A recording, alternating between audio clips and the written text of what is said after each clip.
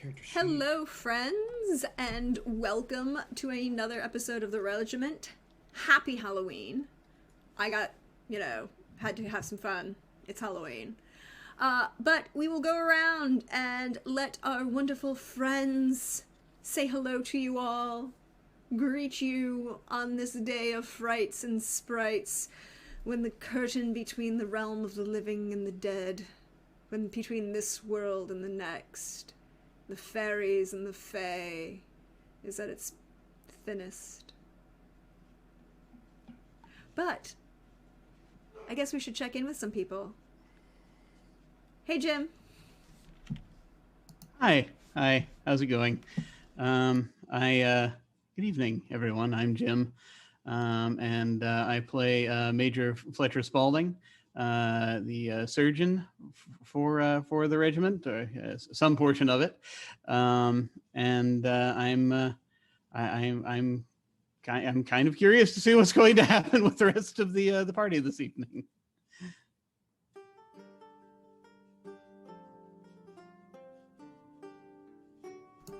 Well, it'll be a very interesting event, won't it?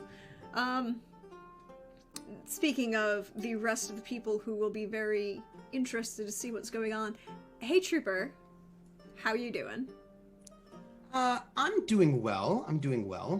I'm a little concerned about the discussion of the thinning of the veil between, like, the lands, the Fey lands and our lands, because I just would hope that does. I'm just saying that if, like, Oberon or Titania, Puck, they show up at this ball that we're at right now, I just don't think that would be great. I just feel like that would be really bad for my character, who's a little bit high strung, and I just feel like it would be bad. That's all. I love how you think that it would be Oberon, Titania, or Puck. Oh, well. Not Mav. No, come on.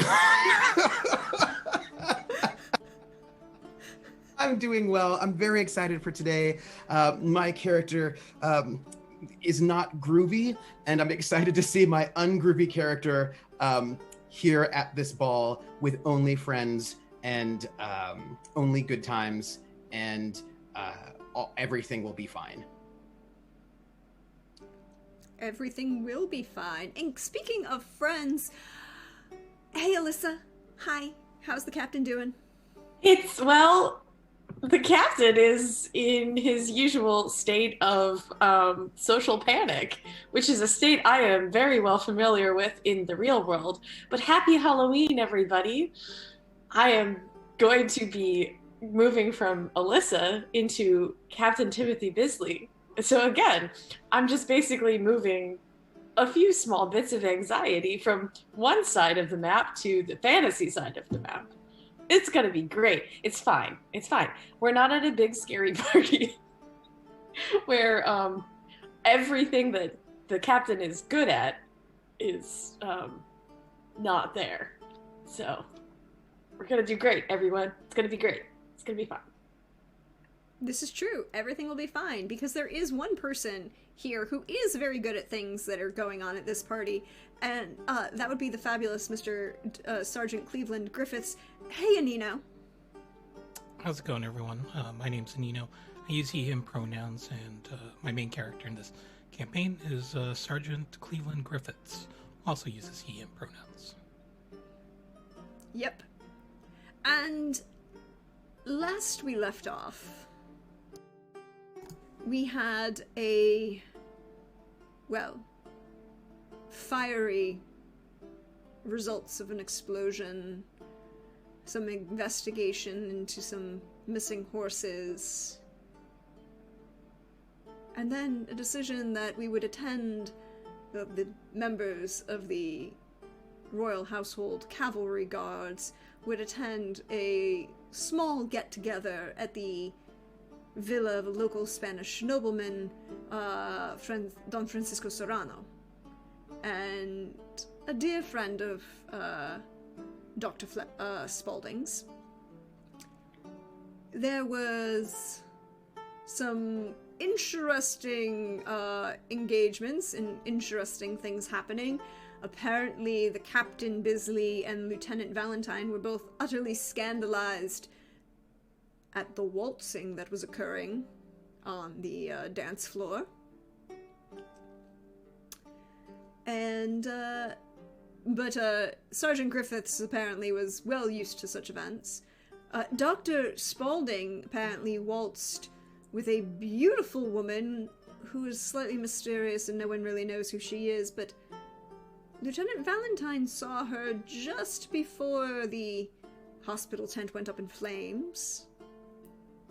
Exiting the hospital tent. It was a touch and go out. She was going to murder the doctor on the dance floor. It turns out she didn't. So there was no stabbing. So everything is fine, I suppose.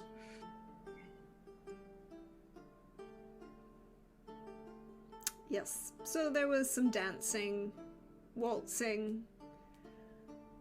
And then just as we left off last week, two gentlemen in high revelry had entered the party. Lieutenant Quibble and Lieutenant Willoughby Ingram.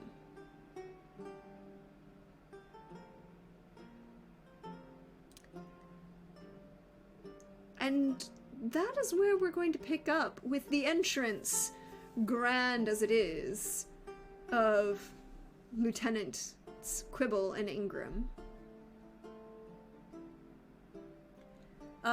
Right now, where are all of you at this moment? Let's start with the good Dr. Spaulding.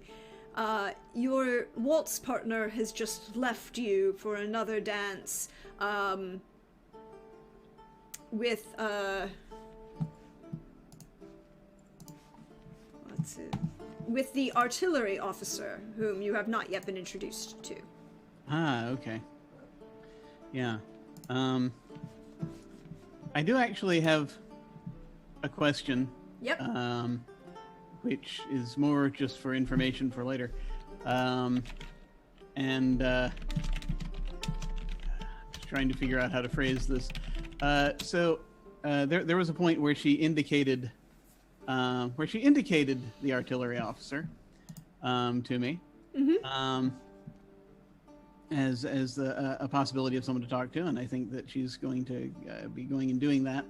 But as someone I might want to look to, and I'm wondering if perhaps, let's say for the sake of argument that I might know this person with whom I was dancing, and might know her well enough to pick up on her tone. When she identified the gentleman in question, I'm just trying to see if I was picking up a tone. Just as more for because for me, if I was picking up a tone of if there was any indication of potential friend or potential foe. You can roll me awareness empathy. Okay. Which is a skill, and you get I would say you get 1 bonus die. Because you do know this you do know this woman. Okay. Not that anyone else knows that you know this woman, but you do. Yeah. Okay, let me just check my specialties. No, I didn't actually specialize in empathy. That's okay. Bonus die? I get a bonus die? All right, let's do it. Let me actually go. There we go. I don't know where anything is. Okay. There we go. And we'll do that. And that's a 14. A 14. A 14 is definitely good enough. It is excellent success is what it is. And she does not seem in any way, shape, or form threatened or worried about him. This seemed much more like someone that she has had contact with before and is a regular contact. Okay. All right. That helps. That helps a lot. Okay. So I'm now going to move away from that direction because I want to let her do her thing. Mm-hmm. And I'm going to probably be circling back to, as I was alerted to the need to kind of rein in, or just make Bisley and Valentine seem a little less obvious, I'm going to probably be circling my way back around to them to kind of, at least, I just want to reconnoiter and see kind of what they're thinking in terms of like stuff going on, and hopefully they won't immediately launch themselves to duel the two individuals that just came through the door. You know, it would be a good thing not to do. That's fair, that's fair. Well, speaking of Bisley and Valentine, last we left off, Bisley was diligently staring at landscapes that were slightly very intriguing and were causing him some confusion. He couldn't quite figure out what they were, and had just noticed the two lieutenants entering. I also just want to say, I think that I think Griffiths, I think, has been to these before and pretty much has a handle on everything, so I'm not worried at all too much. But I will eventually also want to after this probably reconnoiter with Griffiths, just so that I can let him know some of what I just gleaned. Yep. So we will pan the camera to Valentine and Bisley. Where are you two fine gentlemen at this hour of the day?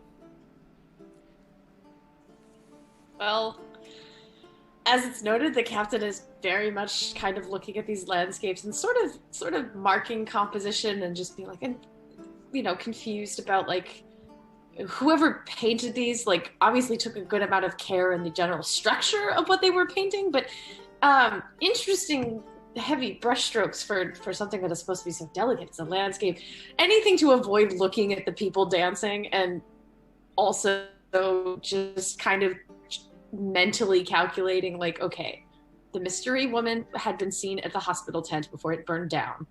We're looking for somebody that's interested in supplies. The supply officer just came through the door. He's kind of a dick and he hates me. But also, one of my lieutenants is definitely a dick, and my other lieutenant hates him. All of these people are interesting. This exploring officer and the artillery officer are interesting people that we don't really know, and they're kind of X factors in all this, and I don't really see where they play into the plot with the general horse thing, because we're here on a mission. We are not here for revelry and fun, which is fine with the good captain, because social situations like this give him the sweats, which he is trying desperately hard not to show the amount of flop sweat that is definitely building underneath his very nice dress, because the good doctor took a good time dressing him, so he is probably mentally calculating in his head how to have social conversations with people in order to get gambling, in order to be friendly with Willoughby and Quibble, even though like the actual script in his head makes no sense. He cannot seem to find a way to he's like, what is a non-awkward way to ask somebody to gamble with you in order to be like, how do you become friends with somebody for the sheer purpose of gaining information? So he's just like panic spiraling in front of this painting right now. Lieutenant Valentine, what are you up to? I'm standing next to the captain because that's my captain, and where else am I going to stand? But all of that with the captain is not what's happening with Valentine. Valentine is not doing that calculus. There's a lot of calculus going on in the captain's mind, and Valentine is not doing that calculus. Valentine is standing there by the captain, because being protective, vaguely, sort of glancing over the revelry to sort of keep alert, wanting to make sure that, sort of relieved that the good doctor was not stabbed by the assassin, maybe, and thinking,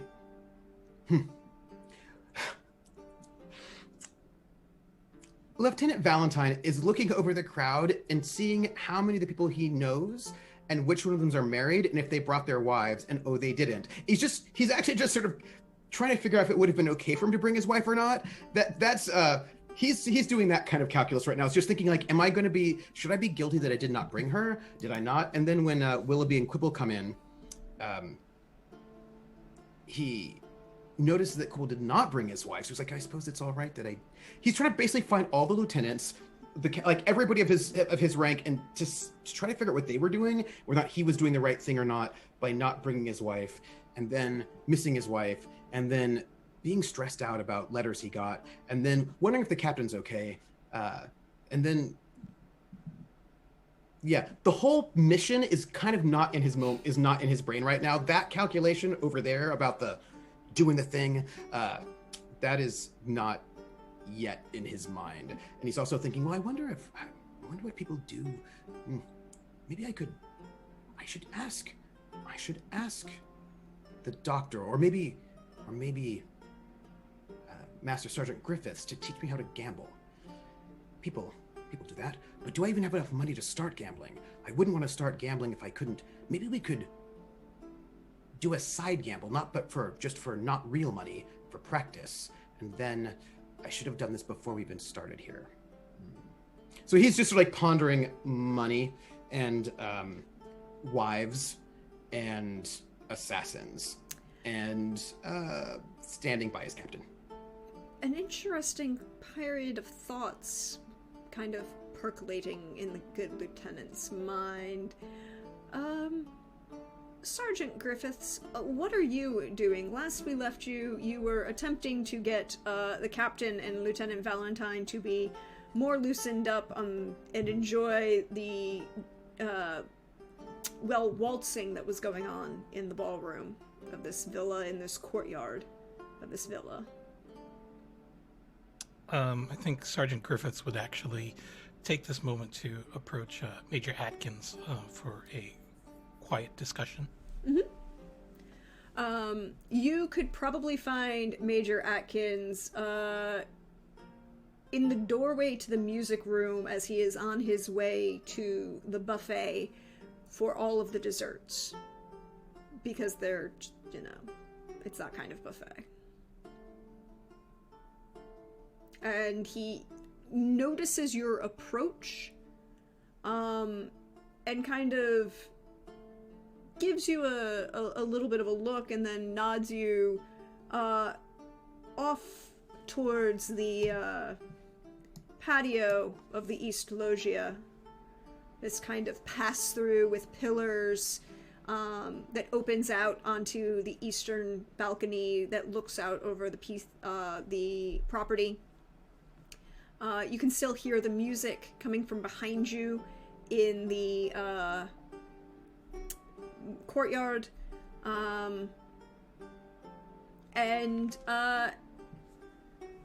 What would you like out? What is the purpose of this conversation? He's going to report what he found at the Okay. quartermaster's office. Okay. The reason I was asking is just to see if this was an intrigue. It is not. At least not yet. He would... Well then. How can I help you, Sergeant? Major Atkins, I thought I would take a moment to just update you on my investigation. After the explosion, I took the liberty of visiting the quartermaster's office to review the books and compare them to my notes with regards to the horse transfers over the past several months. And I did find something interesting. Our books matched a little too well. Oh? Yes, because usually an audit would probably turn up a timing issue or a discrepancy between the logs, which could be easily fixed with a proper monthly review of the books and observing proper closing structures to the accounting periods. But the books matched perfectly, right down to the dates. I also did want to report that it was not Well, it was not the quartermaster's penmanship in the books. It was actually his wife's.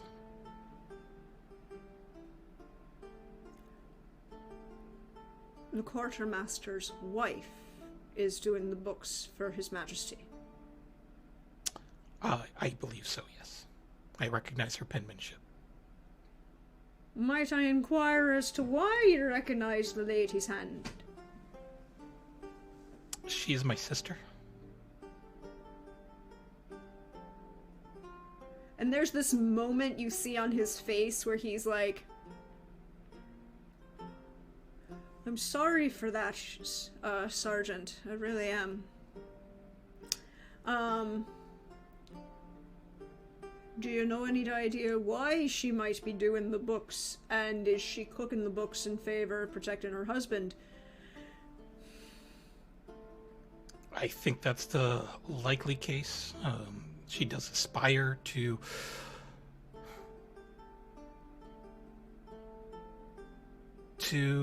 how do I put it?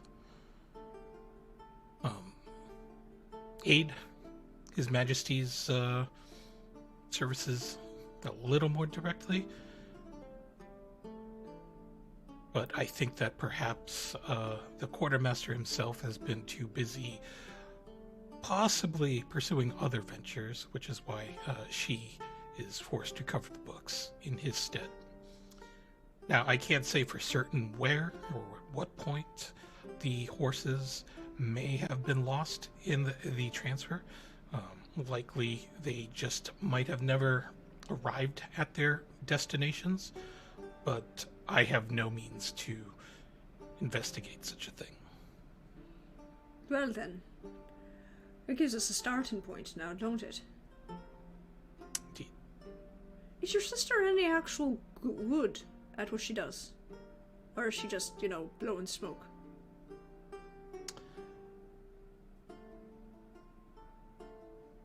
She is ambitious and crafty, I would say. Useful or, going to get us all shot? I think that largely depends on who exactly would help her household the most. Well then, it's a fine woman to be keeping an eye out then on for, correct? Is that what we're saying? I believe so, yes. Any thoughts on her shite of a husband then? Aside from the fact he can't do his job. I believe that he is what one would call a wit. Ah. Well, I think I actually saw him arrive here not a moment ago, along with a what's that fellow's name? Ingram, Lieutenant Ingram. That shithead. He keeps going Yes, on and on about his estates in Scotland and... Doesn't take very good care of his horses either. Well, if you can't take care of his equipment, then, don't know that you should be having it.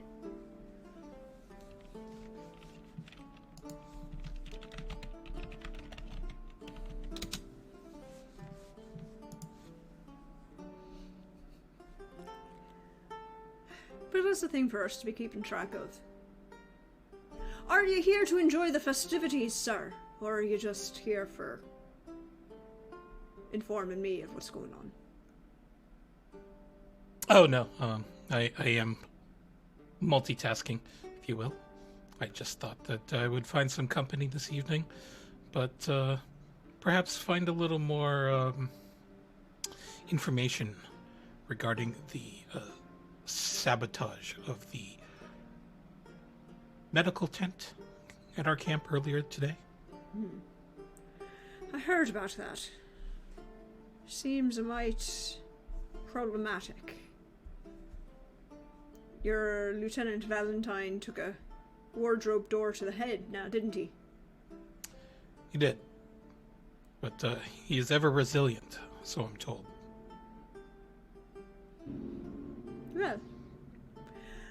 The gentleman's here, that speaks in his favour. Would hate to be saying that, he was laying down on the job because he took a door to the head. Oh no. He couldn't possibly afford the time off. Yes, I heard a rumour that the man was hard up. Well, can't really fault the man for not being born rich. It wasn't like I was born with a silver spoon, but one who's a little bit in, need of money might be a person of interest concerning selling horses to the enemy now, wouldn't it? I suppose that that would be suspicious. In fact, my own dear sister thought that Lieutenant Valentine might be responsible for selling horses to the enemy. Though I'm not even quite sure how she knew about the illicit black market trade of our finest four-legged beasts. Last question, I would also like to know who would have been saying that around. Do we have another hole we need plugging? Perhaps. Although, who it might be, I can't say. I suspect, though, that they would require a bit more ventilation before being plugged up again later. Well then, I will let you keep yourself entertained. I did hear that a couple of the local ladies were around tonight, and there's an open seat at the table for whist. If you wish to join. I don't mind if I do, but perhaps I should take stock of this place. I did hear one other note of concern was that Lieutenant Valentine did see one person who was also at tonight's party leaving the medical tent before the untimely explosion. Oh, and who would that be? I don't quite know her name. He's going to peer out into the inner court to see if he can spot her. She is currently waltzing with that artillery officer. Kind of coming around in a spin right in front of the pillars of the loggia. That would be the woman dancing with the artillery officer over there. I don't quite know his name. That would be a good that's Major Gaylord Holmes. Fine gentleman, fine gentleman. And that is the lady you saw leaving the tent? Believe so. Lieutenant Valentine is pretty reliable about his information. You might want to inform Lieutenant Valentine not to bother the lady.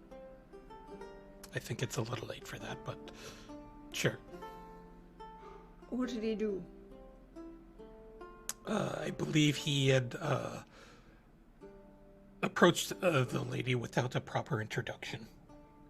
Good gods, man. Really?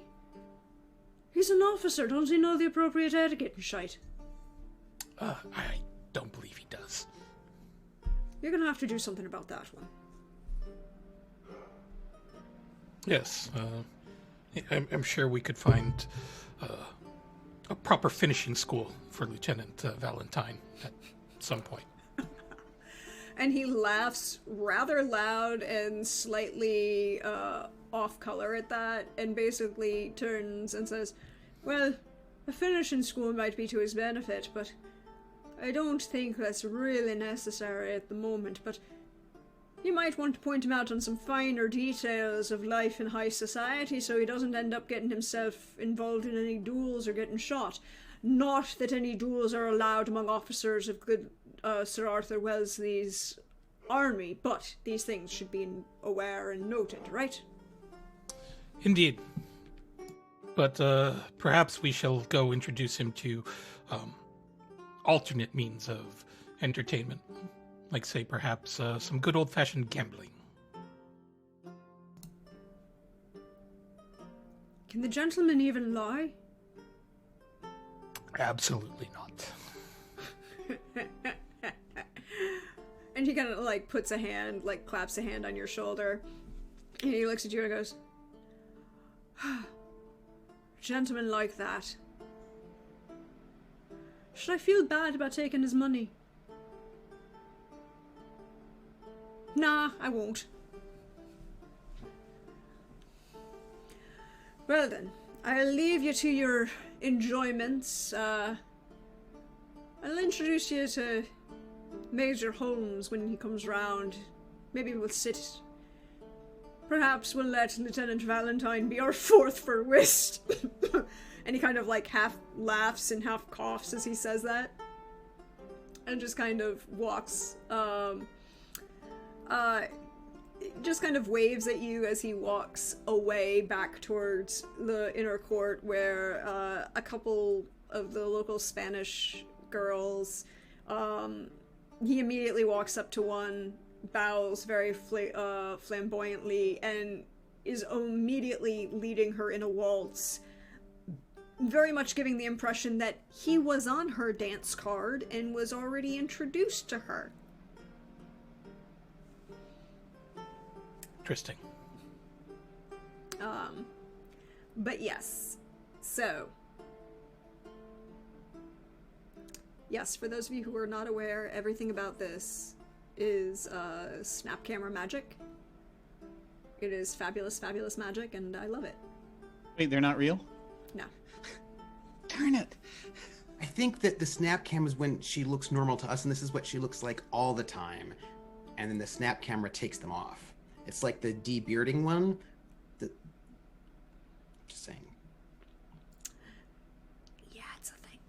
But we're gonna pan the camera, leave Sergeant Griffiths to find himself some beverages, possibly a dance partner. But for right now, we're gonna pan the camera back to Dr. Spaulding. Where are you headed? Oh, you were headed over to the captain and the lieutenant to kind of try and possibly give them a quasi-crash course in reality? I'm observing the dance floor looking for suspicious people.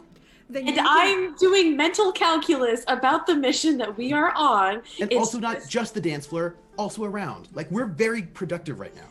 I'm being very... You know you're in trouble when Spaulding is the one who's supposed to have the grip on reality. There's that. I would like then, since you're attempting to gauge the dance floor, sir,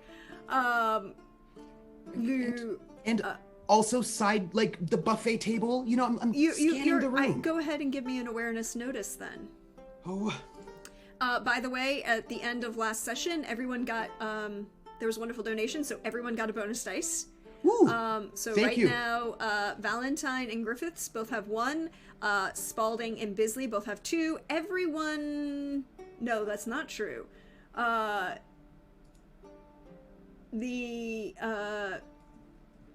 Lieutenant Valentine... Trooper, you have 1 resolve token. I do. Anino has 3. Everyone else has 2. And everyone's monologue token refreshed, but I used Trooper mine. spent it. Trooper spent yours. So everyone else but Trooper has a monologue token. A 9. I mean, that's okay. It's not the worst. You definitely are noticing a number of people. Like I said, you saw Major Atkins, you noticed the artillery officer. You've now noticed that the artillery officer is dancing with the woman that you do not know. You notice Lieutenant Willoughby and Ingram have joined.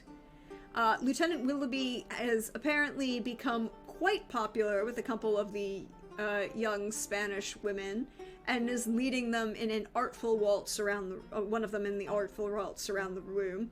He is quite agile on his feet and is seems to be quite enjoying himself. He's very good at what he does. I mean, he's a... Yeah, but he moves too quickly, so you know what that means. No, what? It ends too quickly. It Oh. is disappointing. Well, but that doesn't make any sense because the dance is a certain length of time. No, that's not... Never mind. Never mind, Valentine. But, I mean, he's probably taken lessons, you know? I suppose, but that doesn't... That's not what I was... We're in good company, so it's fine. Everything it's fine. Is it just me, or is it, like, really hot in here? Like, Well, genuinely very... The Spanish summers are just the worst, but this is awful. the weather is indeed quite warm. That mysterious woman's dancing with the artillery officer.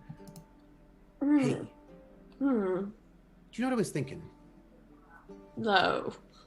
Who might have access to an excess of gunpowder? What, the quartermaster would? Is that what you're thinking? No.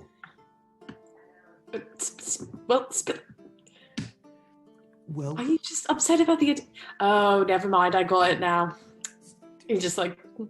See what... Yep. right, Yep. so she, who was in the tent, Got it from... maybe, I don't know, but I noticed they're dancing with each other. And artillery people, they have gunpowder, and large Most- stores of it. What do they want with the doc? I have no idea. And that would be when the doctor walks up.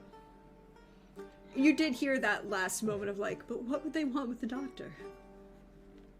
What would they Enjoying want? the soiree, are we, gentlemen? Well, we're on our mission. It's delightful. I'm fine. Everything is great. My goodness.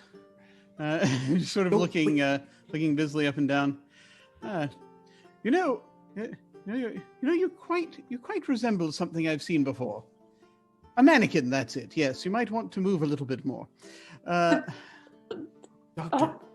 doctor, Indeed. don't look. Don't be subtle, all right? So don't look. So don't be Valentine. What? But look at But- look on the Okay. dance floor, but don't look. But look on the dance floor. Do you notice the assassin woman who tried to kill you is now dancing with the artilleryman, and artillerymen have access to large amounts of gunpowder? You know, this is the first I believe I've heard of an assassin trying to kill me. That sounds quite exciting. Who might you be referencing? The woman over there. And I'm going to so I do this thing where it's I know who she's dancing with, so I don't look, but Don't I look. just sort of like, but I make as if to be looking at some reflective surface, and it doesn't really matter whether I can see them or not, but I make as though I can see them, and I'm like, oh no, that one's nothing to worry about. No. Doctor, I saw her coming out of your tent right before the explosion. Ah. And you weren't even there, so she was skulking about in your tent before the explosion, which was caused not by some sort of accidental fire, but gunpowder. And I mean, Well, I'm afraid she was meant to be in there. That's the thing. As I do occasionally engage her for certain matters around town. It's quite all right. Oh, I see. Oh, okay.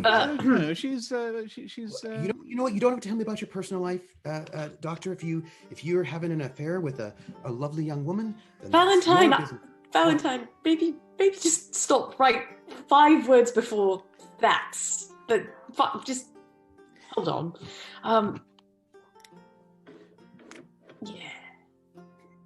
That's what I've He got. knows people, my dear fellow. Yes. How do you think I was able to find that tailor earlier? Because you're fancy, you know things. Well, one tries, definitely, but in order to know things, one must first obtain the information from someone else. Yes, and that's really more all it is. She's from one of the local families, I believe. Oh, well. Without a chaperone, though. And what was she doing in your tent without you there? Also without a chaperone there. I mean, No, did you even know she was there? What if you just think? What if she's lied to you? What if you just think that she's just a local person, but actually she's an assassin who planted all sorts of gunpowder in your scandal alcove to destroy you, to blow you up and distract and stealing all sorts of horses because, somebody's, stealing horses? And what if she's using you for things, and then when she got the things, which was the horses, she knew that you were onto her, and then she tried to murder you. I would like to do a thing at this moment. Yeah. Mm-hmm. I would like to spend a resolve token to have Major Gaylord Holmes and this wonderfully beautiful woman that nobody knows the name of yet waltz by at that moment and hear Lieutenant Valentine's accusations of assassination, plotting, and murder. Hey, I'll take it. I'll take that resolve token. And I will. can I have a resolve token to have Bisley walk away before he dies of secondhand embarrassment? No, that doesn't how that works. But you can do that if you wish to. I think at some point as Valentine is on this spiral, Bisley's just going to fade back slowly, making his way towards the buffet. So Bisley was retreating. The waltz has come to an end, and they've kind of stopped right near you. But unfortunately, Lieutenant Valentine, you aren't quite aware that they're there. A little bit behind you, and there's this moment, Doctor, where this woman meets your gaze, raises an eyebrow at you, and then turns to Lieutenant Valentine. I have my back to her so I don't see her that she's there. Yeah, you don't. And just...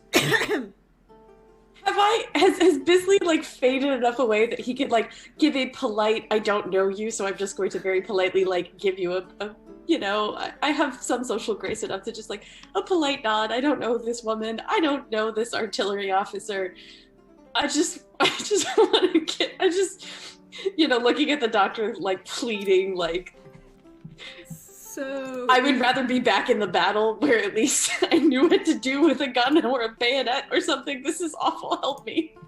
Well, in that case, what I think from you is that I need a roll from this to make sure that no one's paying too much attention to you. Or to see how well you do with this particular... What's the role for social anxiety? Status breeding. Status really breeding. I Okay. feel like I need to take a disadvantage on my status rolls. I feel like I do not have that disadvantage, but I feel like I should have it. I'm not gonna waste my bonus die in this moment, so we're just gonna roll it and get a 16.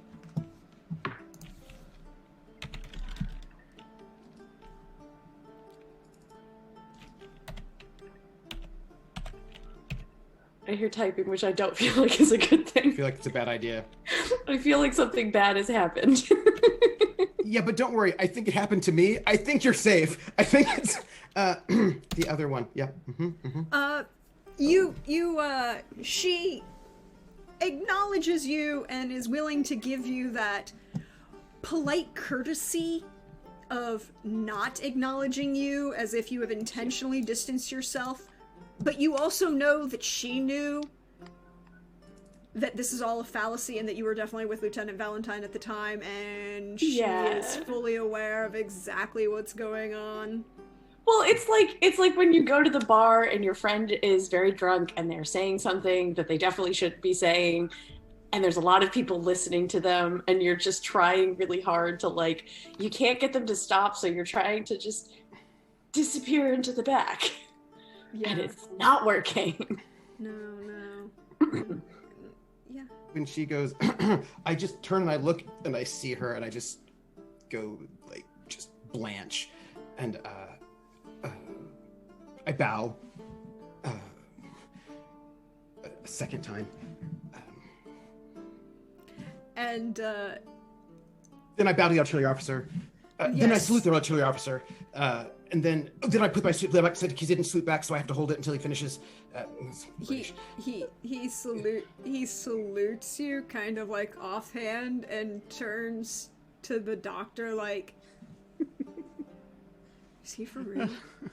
And I just basically will. I just sort of kind of laughing a little bit, and I will sort of gesture to him. Good evening, my dear fellow. It seems that we were just having a delightful chat. It would seem that one of our dear executive officers here is rather overprotective of his physician. Signy, if there aren't assassins in every nook. Yes, that's what I was doing. Yes. Gaylord Holmes is a tall gentleman, dignified, odd for the time period in that he does have a relatively full beard, close cropped, but it is a full beard. And he is broad-shouldered, and for those of you playing at home, and I'm gonna say this because I've only ever seen his name written and I've never actually heard it, so I don't know how to say it. Picture Jaime Lannister.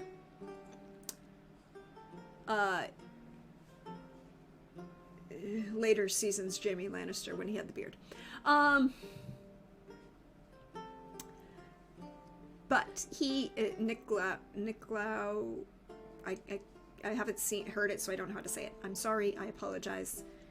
But he turns to you, Doctor, and nods to you, Major Gaylord Holmes, and this is the very charming Donna Caterina Estefania de Sevilla. And she just kind of gives that very perfect curtsy, maintaining eye contact with Lieutenant Valentine the entire time, and giving you just the biggest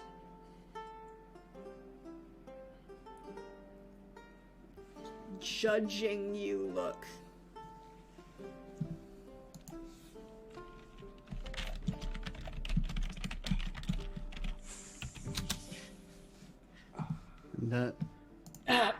I'm going to try to sort of disarm. I'm going to try to sort of disarm the any sort of tension from this that I possibly can, in a way that's not necessarily like I'm trying to get all buddy with these people these strange people that have just approached us, but I am going to sort of kind of grab a goblet or some other thing, a cup of wine from the table, if there's a table with wine nearby. Yep.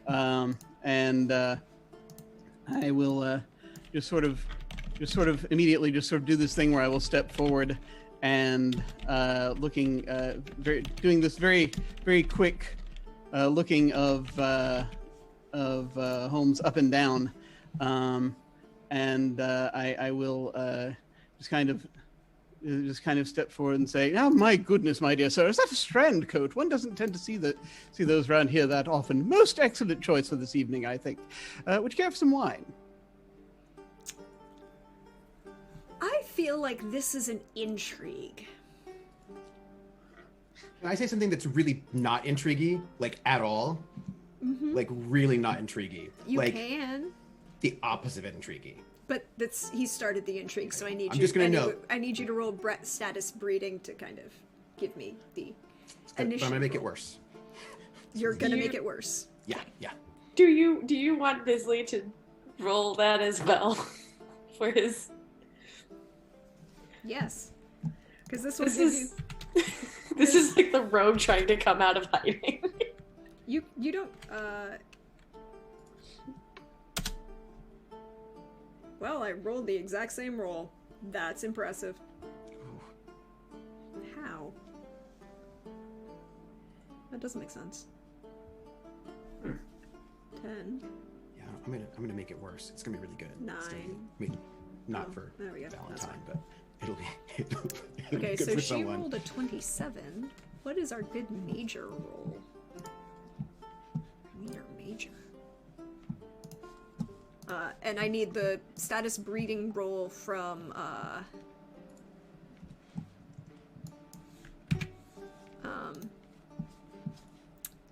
the doctor. Right.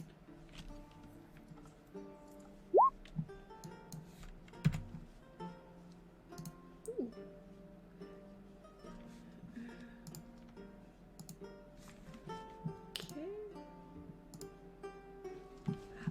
Doctor, unfortunately, you're gonna go last in this one. I just used the Major Atkins stats because they're the same for Major Gaylord, and I didn't have to change them. So she will go first in this little intrigue. But she is going to kind of... the way intrigue works is you have a cheat sheet. It's in your folders on Roll20. It has kind of like a breakdown. What you do first is you determine your disposition towards the person involved. And that's going to be your soak. How much damage you're going to soak with each of these moves. And then you're going to decide what your action is. What is your intention? What are you trying to do in this situation? For her, she's going to read target, which in this... Wait, do I have Lieutenant Valentine's role? No, because Trooper's muted. Thank you. No, I have a quick question, however. Yeah. But before I do this, would it be possible for me to swap my drawback, which was on agility, and make it on status so that this will be worse? Because I feel like that works. No, because you already are... This is just an initiative roll. I know, I just meant for life. I just meant for life. I just feel like, I just feel like he's bad at this. And I want it to be worse. Like, I could just take a good old penalty down there and everything. I think you're okay. You're always going to be that penalized. It's fine. So the lieutenant will be last. So you determine your disposition towards the people involved, and then you determine what what you're going to do. Right now, Donna Caterina Estefania de Sevilla has kind of flipped her fan open and is using it as kind of, well, those of you who speak fan language, it's a very aggressive fanning in the face, and she's doing a read target, which is...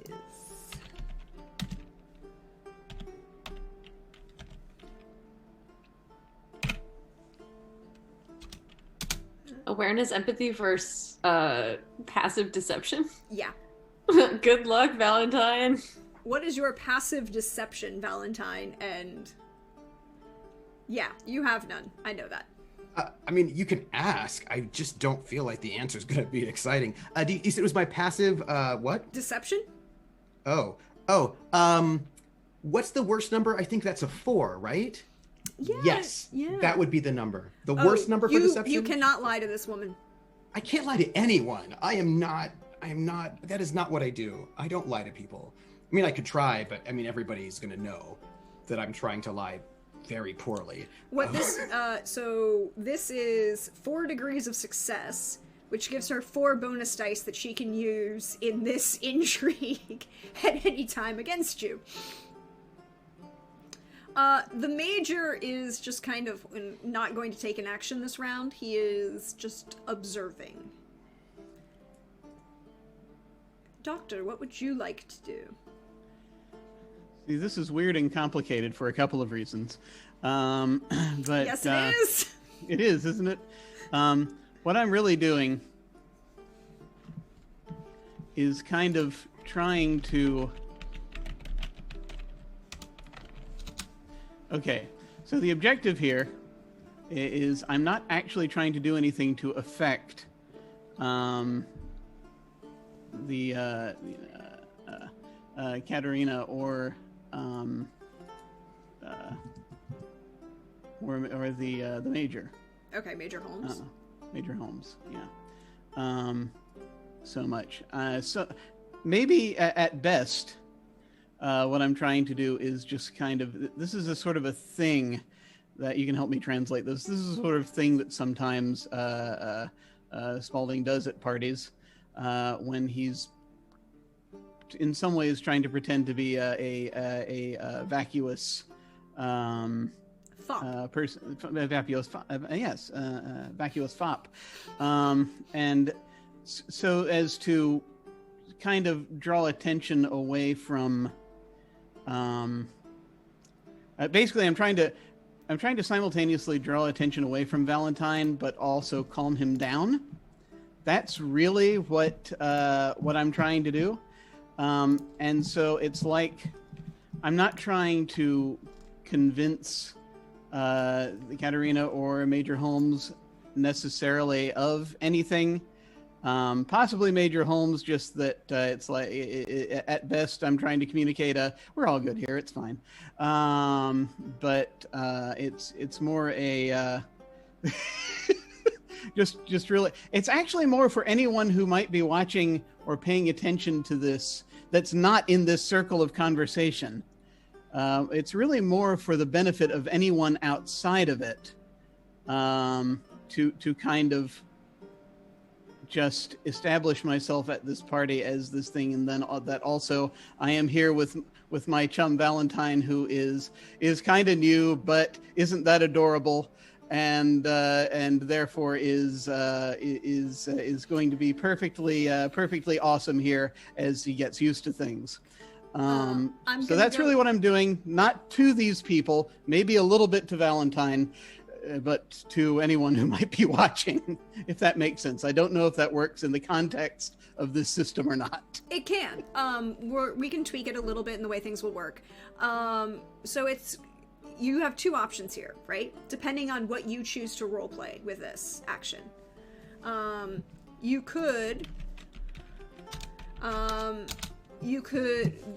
two options are, number one, this would be a deception bluff,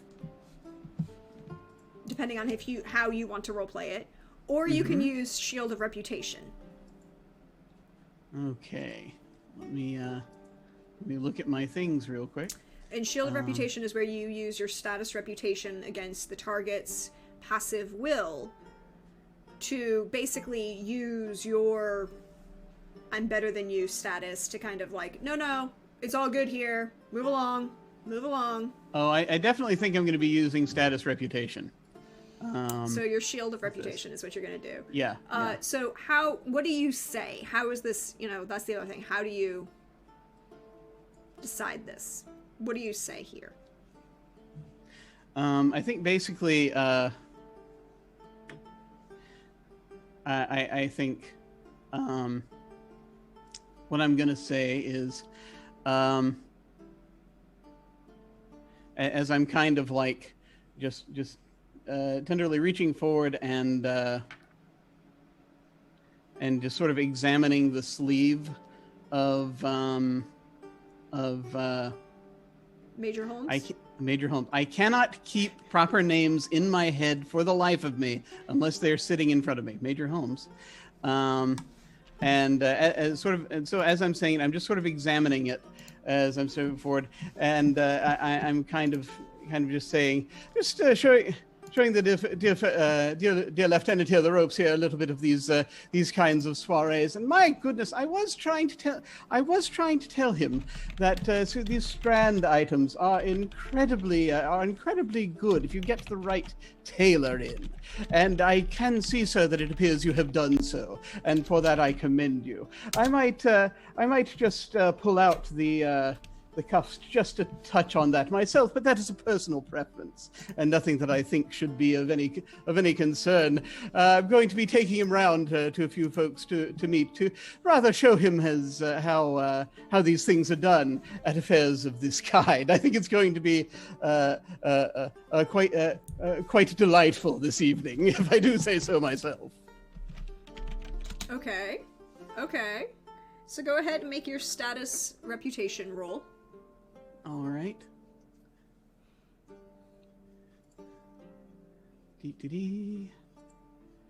And yeah. Ooh, a 19. That is his passive will. Ooh. You just beat it. It's only 1 degree of success. And by that I mean literally just well, no, actually I did maths wrong. Technically, no. He beats you by 1. I looked at wrong thing. 19 versus is 20. But for the people around, they seem to be getting it. There's definitely this area of like, oh, yes, we'll let him do it and let things work out that way. Yes. And then, but Major Holmes kind of raises an eyebrow at you, looks back at Valentine, and looks at you again like, really? This schmuck? This is who you're going out on a limb for?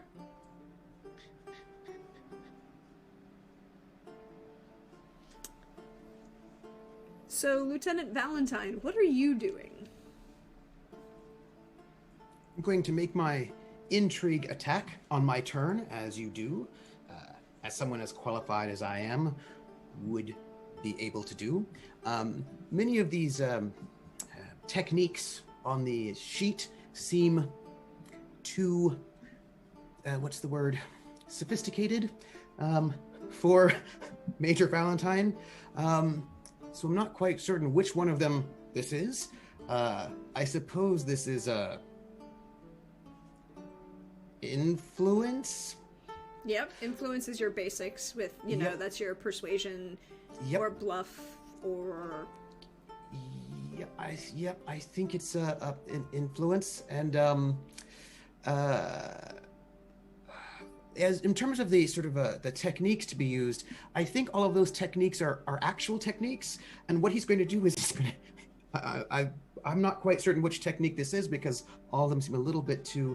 Well, tell me what you're going to do and I'll give you the roll. I'm going to say, well, lady, it was nice seeing you again. Saw you this morning at the good doctor's tent right before muster. What were you doing there? I'm going to say that's a taunt. That's taunting. You think so? I feel that that's taunting. It was just asking. No, that's taunting. That's taunting. All right, if you say so. He was just gonna he's just not gonna, he's just gonna ask, because, you know, that's what awareness taunt. No, it's taunt bluff, and then any damage would be your awareness rank. Okay, taunt bluff. Mm-hmm. Taunt. So you would roll taunt, right? Which is persuasion. Mm-hmm. Or so here's your answer. You can roll persuasion taunt or deception bluff. Oh, one of those two options. Persuasion taunt. I mean, it's not going to be good. I mean, I feel like we know this, but he's not dissembling. He's just going to ask. 7. Yes, that's a bad roll. That doesn't beat her intrigue defense. No, so he's not going to lie. He's just going to be upfront. Well, you know, I saw you this morning. He's trying to not be, you know, rude. Well, he's trying not to be attacking about it, but he's just asking bluntly, as you would do. So I saw you at the doctor's tent this morning before muster. What were you doing there? And it's pleasant to see you again. I do not believe we have been properly introduced. So I do not believe that I have any reason to answer you in any way, shape, or form. Lieutenant. You And just she were flips introduced to her me. fan and just lifts her nose in your face. But you were just introduced to me. No, technically she wasn't. She was introduced to the doctor. It's true. Very important distinction there. Mm-hmm. And she...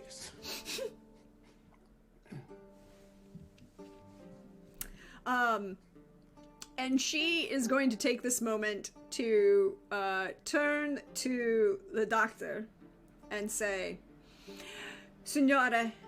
Oops, sorry, wrong language. Wrong accent. That won't help. Donna Caterina Estefania de Sevilla.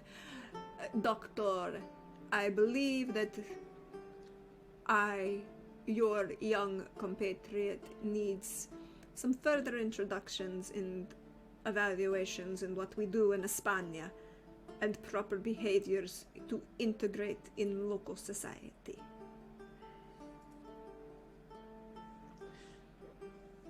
I don't know if I'm supposed to respond yet, but She is going to roll... You know what? She's gonna do this because of who you are. yeah. She's going to roll seduce Okay. on you. But it will also be a seduction on, also quasi on Valentine. So it's like she's gonna roll against both of you, but the vocal attitude and her body language is all directed towards the doctor. Does that make sense? So I need to pull the thingy up, and it is okay.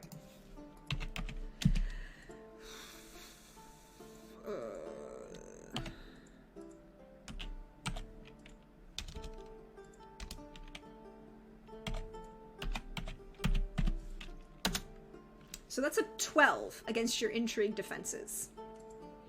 Let's see. Intrigue defense is 12. Okay, so it's just 1 degree of success against you, which is, and you would take, hold on, you would take 4 damage to your composure. Okay. As she kind of adjusts herself and kind of gives you that... She kind of smirks directly at you as she's saying this. What is that against your intrigue defense, Lieutenant Valentine? My intrigue defense is an 8. So that's 1 degree of success. 1 degree of success. So That's that's also 4. 4 damage to your composure. Remembering Minus that you're my disposition. your disposition. So if you, whatever your disposition you've chosen towards her is, that, you take that off the 4, and then that's damage to your composure. Yep. And he's not looking pleased at the whole situation, nor is he looking moved by her behavior. He doesn't know what this is about. He doesn't like it. Also, she might be a murderer. And also, she's evading the questions, as an assassin might do. Also, he's not getting the fan language, so there are certain things that might be more impactful if he got them, but at the moment, he's not gotten it. His composure remains intact. Major Holmes, however, kind of looks at you, Doctor, gives that subtle shake of his head, and then looks at Lieutenant Valentine and is like, Valentine, you really must learn the appropriate social mores. One does not merely accuse a lady of standing and breeding of murder or being at someone's tent at the early mornings of the hour.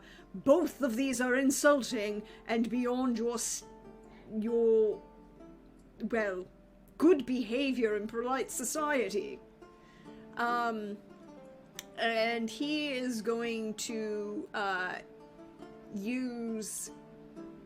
he's going to convince. Well, no, it's convince. No, well, no, it's intimidate. He is mildly intimidating because of his rank. Against. And this is the person who may be involved in the plot to murder our doctor. So I need to put down my disposition towards him. Yeah. Okay. Keep that going. There's a lot of information no one has given Valentine, and so he was not there for. He was unconscious for some conversations. So what is 11 beats your intrigue defense? By 3. Yeah. So that's 1 degree of success. Mm-hmm. And his will rank, as we said, was 5. So that's 5 damage to your composure. How is Valentine doing in his composure? I took nothing off of the Donya, and I'm taking 2 off of him. I would also say you should take an additional 1 because he is a ranking officer. Okay. So Just, I'm at a 9. I just, I close my mouth because my officer is saying something. Yep. Say anything else. But I have thoughts. You have thoughts. Doctor, what are you going to do this round? So, I'm going to address Katerina. I'm going to address the lady. And what I'm going to try to do with this is I'm going to kind of say this in turn, somewhat. Hang on. I got to look at the approaches here. I think I'm going to. Let's see. I'm going to look at my. Just need to look at my stats here real quick so that I know which thing it is. Okay. So yeah, I'm basically going to be. I'm going to counter as a way where I'm trying to be just sort of generally charming toward her, in an almost seductive way, but not quite. But I'm kind of directing. I also am kind of directing this at Valentine. In an effort to get him to kind of calm down and on this and kind of I'm trying to shut him down basically. So yes, in the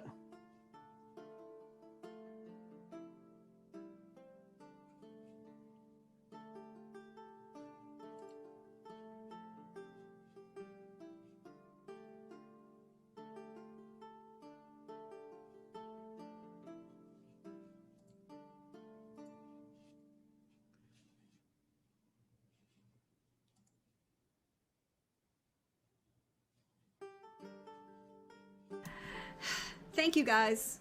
I muted myself. We're gonna call this a mollify, even though that's really more the healing action, but that's kind of what you're doing. You're kind of like trying to calm Valentine down and get him to stop being such a problem in social situations and pissing off high-ranking nobles and superior officers. At the same time, so I will call that, whatever you roll will go against his intrigue defense, but it's going to count as a kind of like calm the fuck down. Okay. So what I'm gonna be using as part of the. So I guess what I start saying,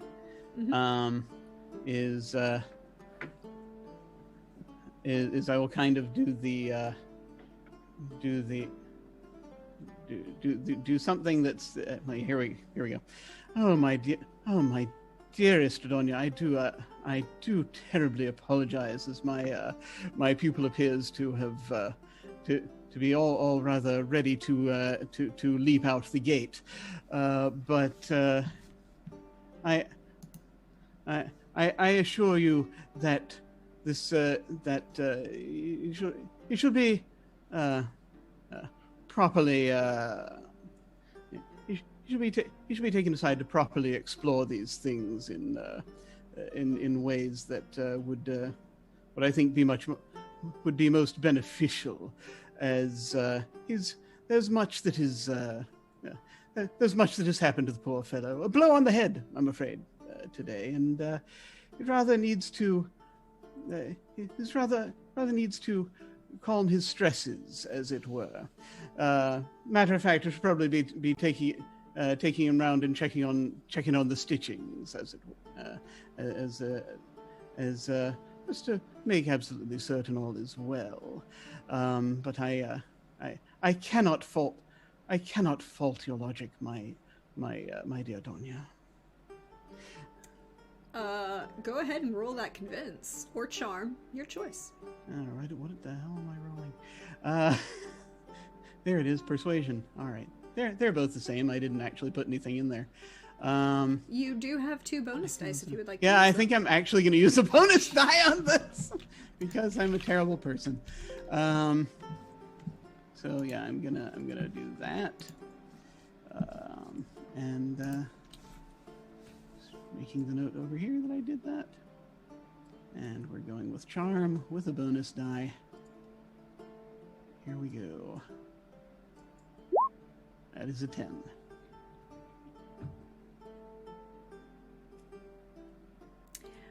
That doesn't beat her intrigue defense, but does it beat Lieutenant Valentine's? By just a bit, yes. One rank. So 1 degree of success. Then I will say that this, will count as easing Lieutenant Valentine by your will rank. And What is your will rank? I want to lose some more composure. No, this is supposed to calm your composure. Although, you can spend a resolve token if you want to lose your cool. No, just internal. What is your will rank? Yeah, Jim, I we don't need have your much- will rank. Yeah, I don't have much defense against you, Jim. What is your will rank? My will rank? Mm-hmm. My will is 4. So that's 4 damage to your... Well, 4 healing to your composure. I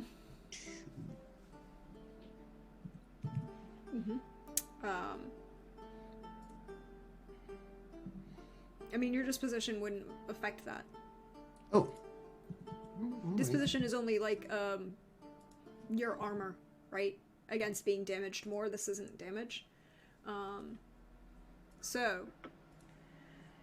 The lady has opened her fan and is kind of shifts it from her right hand to her left hand and starts kind of raising an eyebrow at you as she's like basically putting the fan between her and Valentine, but keeping her eyes on you, Doctor. Lieutenant, what does you like to do this round? Well, I will yield and step away. This is clearly not a conversation for the lieutenant. So he'll say, because he just got, everyone's talking about him next to him and saying things about him that are not true. Clearly, there's a lot of talking about him next to him. He's like, well, if you excuse me, I think it's time that I will let you all have your conversation. I'll be getting a juice or something. And he's going to walk away to see if he can find a beverage of some sort. And he's going to make a quick bow, and sort of step away from the... There's a wait staff really easy to find who have... Gesundheit. Gesundheit. Thank you. Who have trays of beverages and glasses that are being brought around. I'm I'm going to take a glass of something from one of the trays. I'm going to stand somewhere where I can see these clearly suspicious people. And I'm going to just sort of park myself perhaps near one of the landscapes. Just where I've got good visibility. And if I really needed to, I could perhaps dash across the room in case somebody was going to stab somebody. But I'll just be over here, stepping aside from the higher ranking officers and just being over there. And a little fuming about, I didn't lie. I just clearly this is, I don't know what all that is. There's stuff going on. I don't know what it is. There's a fan. I don't know what. I'm going to be over here and stand there with my beverage stiffly. Your beverage is not juice. I'm just standing there. It may have started life as juice, but it has definitely become fermented at some point in life. It's a very nice Spanish red Rioja, very pleasant. So, Doctor, as the Major and the Donna watch the Lieutenant leave, Yield action. There's a look that the two of them share, and then there's a moment where she flips the fan, smirks at you, gives you the perfect curtsy, keeping perfect eye contact, closes the fan, and she and Major Holmes proceed to promenade around the rest of the room to the point where, they walk back towards the music room.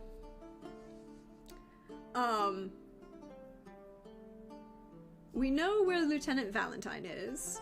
We know where the doctor is. However, Captain Bisley, would you please give me an awareness notice, and where are you? If I have successfully done what I would like to have done, which is to do what I've done at a number of parties when I don't want to be in a situation, fade into the background and head to the food. So I am likely going to run into somebody I know, but I am just gonna assume that perhaps some sweets will... Nope, I don't notice jack shit. I rolled a 3.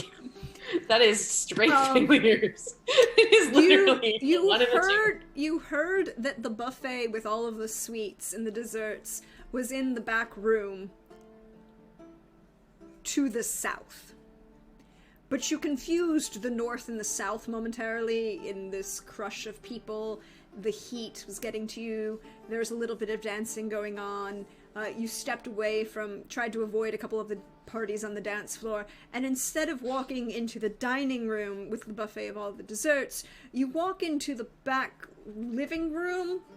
Oh no, of course I would. Oh no. Where certain things are happening. Oh no. Let's put it this way, ladies and gentlemen, stockings are missing. There may or may not be a couple individuals in flagrante delicto.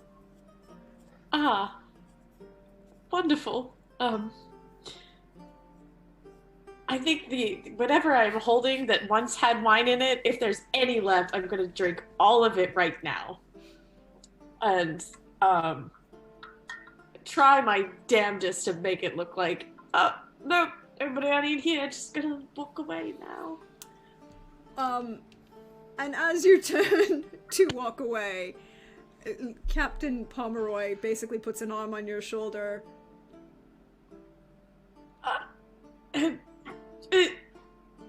Bisley, it is great to see you here. I am so glad that you finally decided to get out of the house and wet your whistle, so to speak. This is a great room, isn't it? Alright, why are there stockings here? Where? What? Oh, I know what that noise is. That is not one that I've ever caused, so I would like to leave this room, please. Good lord. Oh, no. I think that that this room would be very educational for you, in fact. I don't desire that education. Not at all. You sure? No. I'm just saying that maybe you need to experience a few things to catch up to your wife. Yeah. Give her a surprise, you know? Melt that cold exterior. I was sort of hoping. I mean, look at that raven-haired beauty over there. I think she likes you. She's quite beautiful, yeah. Pomeroy, I don't believe she's wearing. I don't think there's anything under the hair. It's just. Well, I mean, that's the general idea of a room such as this. Oh, right. Just whatever the polite version of a wave is in this situation to the pretty lady. It's like, hello.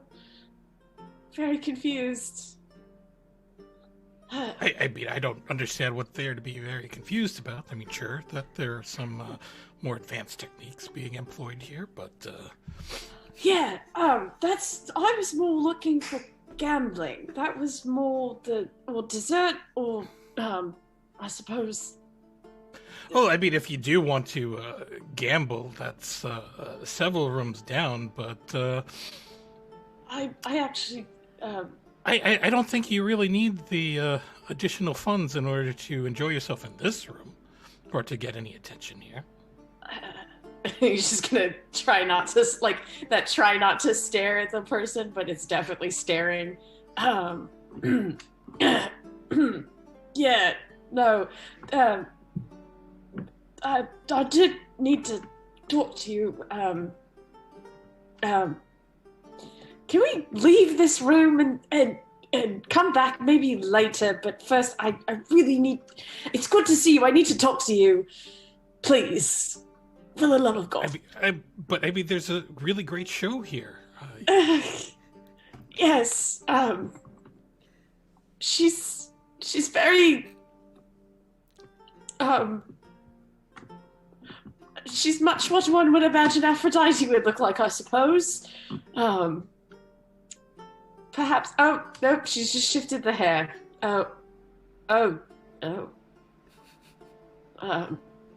Pomeroy, am I gonna get in trouble if I stay here? I mean, who's gonna tell? Really undo?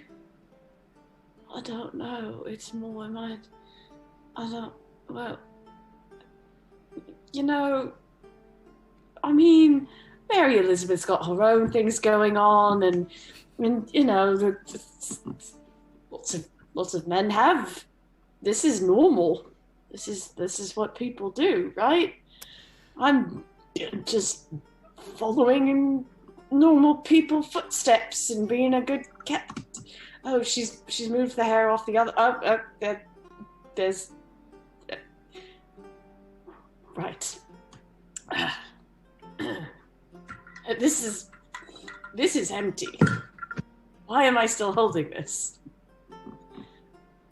I'm not sure, but I mean, you know, if you need to loosen up a little bit, there's a tray of beverages over there.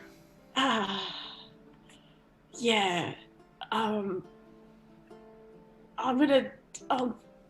And I think he's just gonna take two, one for this unknown woman and one for himself, but realize he needs both of them for his nerves. I'm just gonna start drinking one. You might want to slow down a little bit and ensure that your conversations are not too slurred, shall we say. Oh. Yeah. Can I find you in, like, a little bit? There's... Please, take more than just a little bit. Okay. Maybe an hour. Look, can you shoot for an hour? Yeah, I mean, I can. I mean, you ride for hours on end, so... yeah, that's not the problem. I'm not worried about it. I'm not worried about the ride, Pomeroy. That's not the problem here. I mean, I think that's everything here.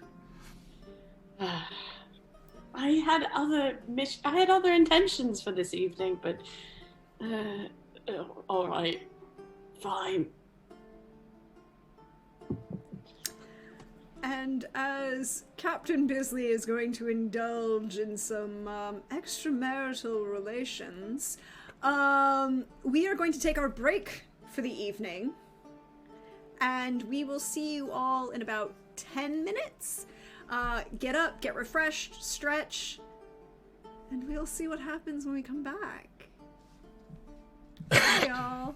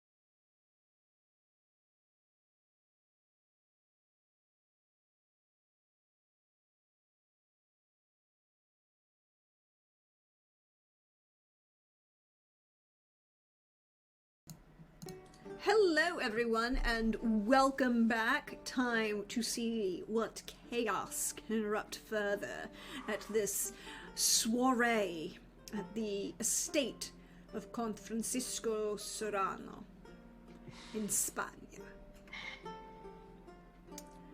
Just southwest of Talavera, if you wish to know. When last we left the good captains Bisley and Pomeroy, partaking of the more interesting events in the back room. I suspect that they might have taken off their coats. Well, their stocks definitely came off. Well, they aren't. They don't wear stocks, so yes, their coats there was perhaps a ride that happened.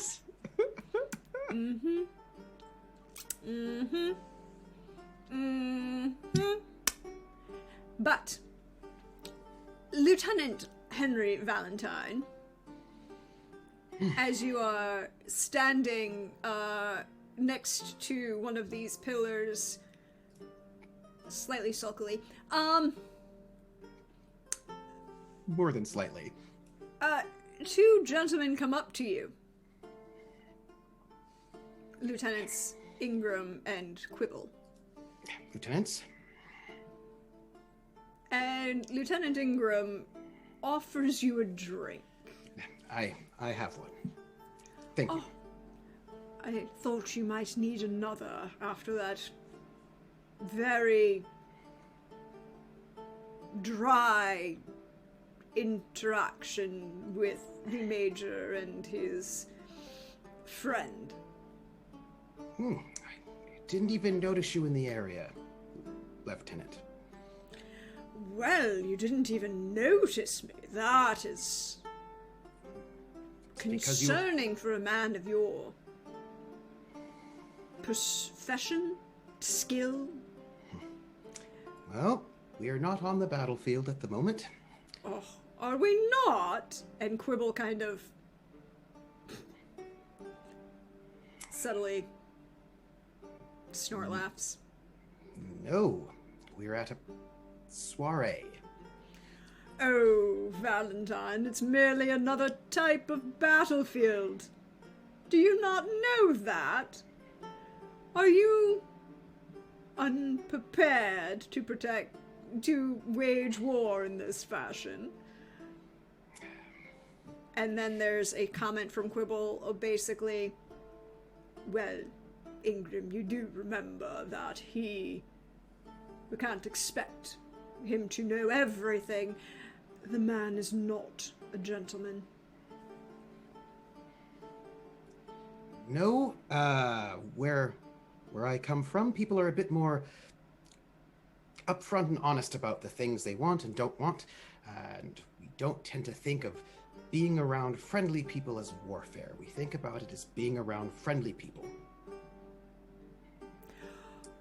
Where do you come from, Valentine? If you don't mind my asking. I come from a very nice, small village in the west, south. You come from Scotland, of course. I've heard you say that. No, that's Lieutenant Ingram. Oh. Lieutenant Quibble. Sorry, I should have been me. more differentiational. Lieutenant Quibble does not come from Scotland. Pardon me, Lieutenant. He comes from Yorkshire. Oh, Yorkshire. It's nice up there in the north. I take it. By the way, what do you have you heard anything about the thing that's going around? Do you have any information about that? Thoughts? Ideas?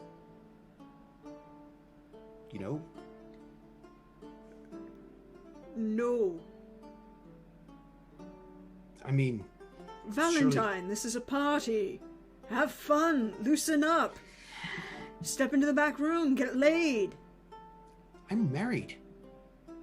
And that's not stopping any of the men back there. Or half the women, even. Well, but it stops me. Oh. And Ingram just kind of... Well, we definitely know which way you Lieutenants, don't you think that we've got some... Don't you think we should be a bit worried about... I mean, there was an explosion this morning. I mean, don't you think we should be...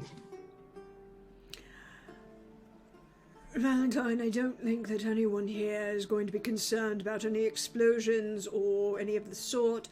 There are too many fine, upstanding gentlemen of title, rank, name that attend these functions. No one is going to try and engage in illegal, well, let me phrase that,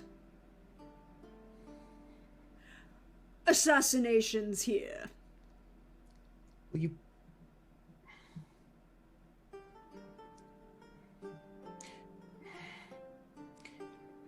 I think it's really just important to keep your eyes open for dangerous things of a martial matter, wherever you are, to keep the regiment safe.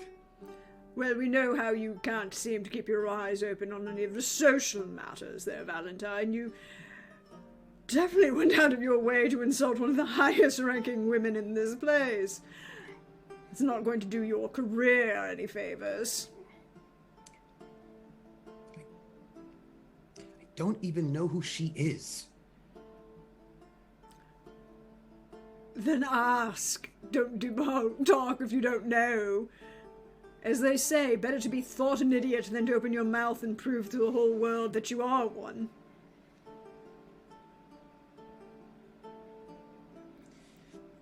So what do you think about that explosion, then? I mean, and at this point, Quibble kind of half turns to Ingram. Well, then maybe he just didn't get everything out. It would be kind of appropriate. Fire could be accidental. It definitely was not. It definitely was not. There's something nefarious going on in our regiment. There's someone who means us ill, and we should all be worried about it. I mean, you all are fine gentlemen that care about the service to our king and country and to our regiment. And so you should worry about that too.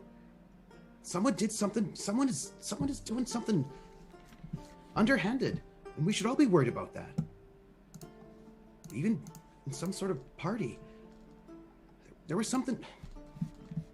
I mean, it's our duty. Valentine, I'm not on duty, and neither is Quibble. We're both here to have fun, get drunk, and possibly sleep with as many beautiful women as possible, and make a whole lot of money. Isn't that something that you should... Oh, no. You won't join us at the tables, will you, as you, seem to be lacking in funds? And he kind of gives you this look up and down at your uniform. What's the buy-in to these tables? 10 10 shilling? pounds. 10 pounds. Right. Well, if I feel like it, I might go. Could you roll me Deception Bluff? I mean, sure, but I mean, I can. I don't think it's a good idea. I mean, sure. I mean, for fun, I will. I don't have any dice in bluff because that is not what I do. You do still have one bonus dice, No. as gifted to you from the fine viewers at home. I'm not going to use a bonus dice on this bluff because he's not good at it. A 5. I mean, I just don't have a... I could if I wanted to. I just, I might join you there later if I'm feeling up to it. But, as you say, it's a party. But also, I think it's important to keep protecting everyone here. They're people. Well, I'm quite glad you're not going to be joining us. That level of lack of deception in your face means we would be taking you for way more money than you could afford. Isn't that right, Quibble? Well, Lieutenants, I'm sure this is a game of skill, not lying. I mean, I imagine if you're skilled enough, you'd do well.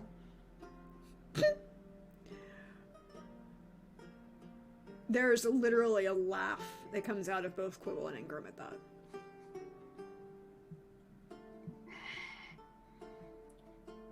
Well, one day, perhaps we'll play Ninesman's Mars or something at the same time, and I could show you something on the pitch.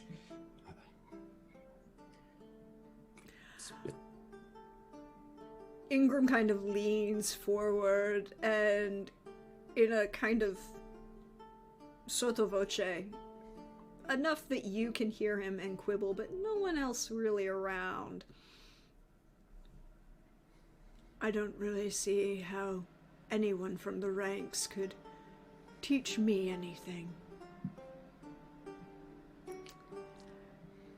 And then he'll straighten up, smirk at you, and clap Quibble on the shoulder, and the two of them will kind of walk off together, laughing. And I've got this glass of wine that I still have not drunk, and I just put it on the table, and like I clench my fists a little bit, and I look around as if I will find something, but there are not things there. There's just people. So while the good lieutenant is dealing with his frustrations and desire to curse Willoughby Ingram even more in person, Could you actually raise that up one more time? I think that really should count as 2 curses. I was going to. Not just one. I think that's 2. Yeah. So we're at 24. It's fine. What, Cleveland? What are you doing? We know what Captain Pomeroy is doing, but what is Cleveland Griffiths doing?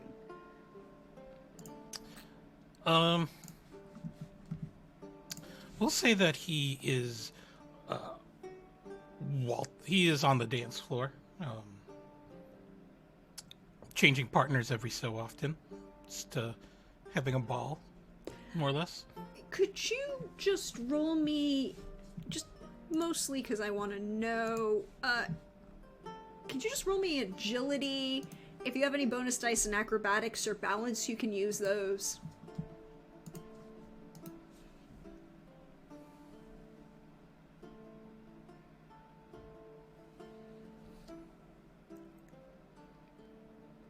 Oh, I thought mine would have been higher. Okay.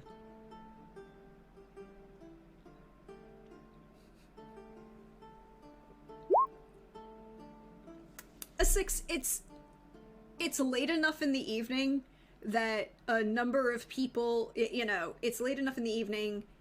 There's a little bit of wine flowing, some brandy,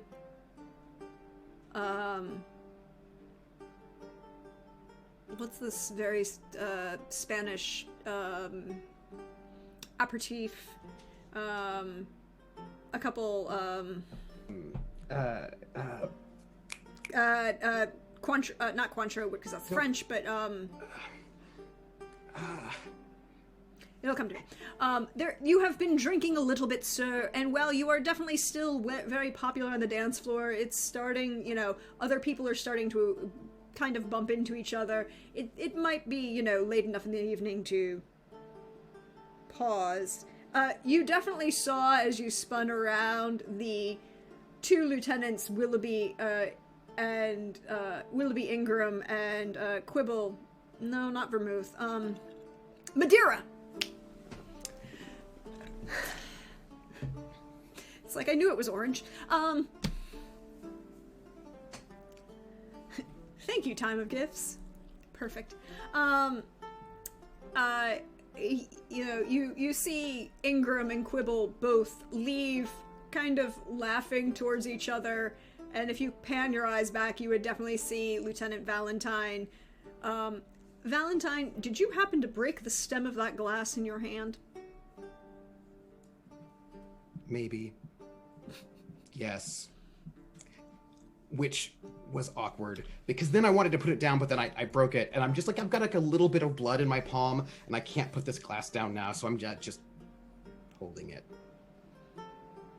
Just... And also,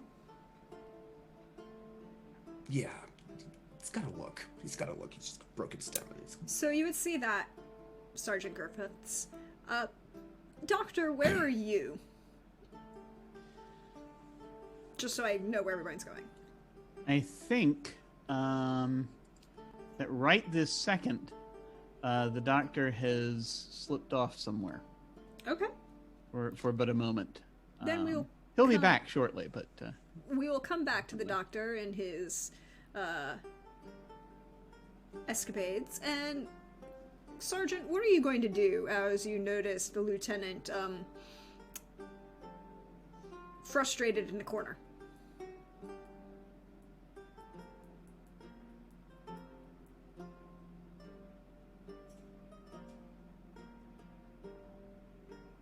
Oh, Sergeant Griffiths, what are you going to do? Sorry. As soon as the dance ends, he's going to excuse himself from the dance floor and bring another drink with him to Valentine. Aw, seems like someone kicked your puppy. I don't have a dog, sir. Sergeant Major, sorry. Pardon me. I got your rank wrong. No, I don't have a dog. It was... You know what? Never mind. Here, drink this. It'll help you. I have a drink. And it's totally undrunk. And it's the same drink he's actually had all evening. And he raises it up, and like the stem sort of falls off, and he catches it, and he sort of puts it back in his hand. Yeah, maybe that's not the vessel that you should probably be drinking out of. It's very bad luck, actually. What? Drinking from a broken glass. Oh. Right. I mean, I am good at boxing, And I'm good at other things. I'm good at nine men's Morris, and I'm quite good at bounders. I mean,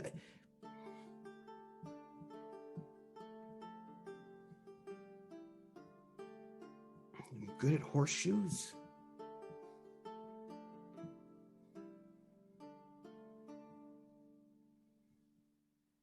So, Griffiths is going to take the glass out of his Valentine's hand and substitute the other glass for him. If you're going to do some gambling, you need to relax. You should probably drink this. Oh, I don't think I can actually go gamble. I thought I might be able to. I thought maybe the buy-in would be something cheaper than it turns out it is. So, I mean, their buy-in is £10.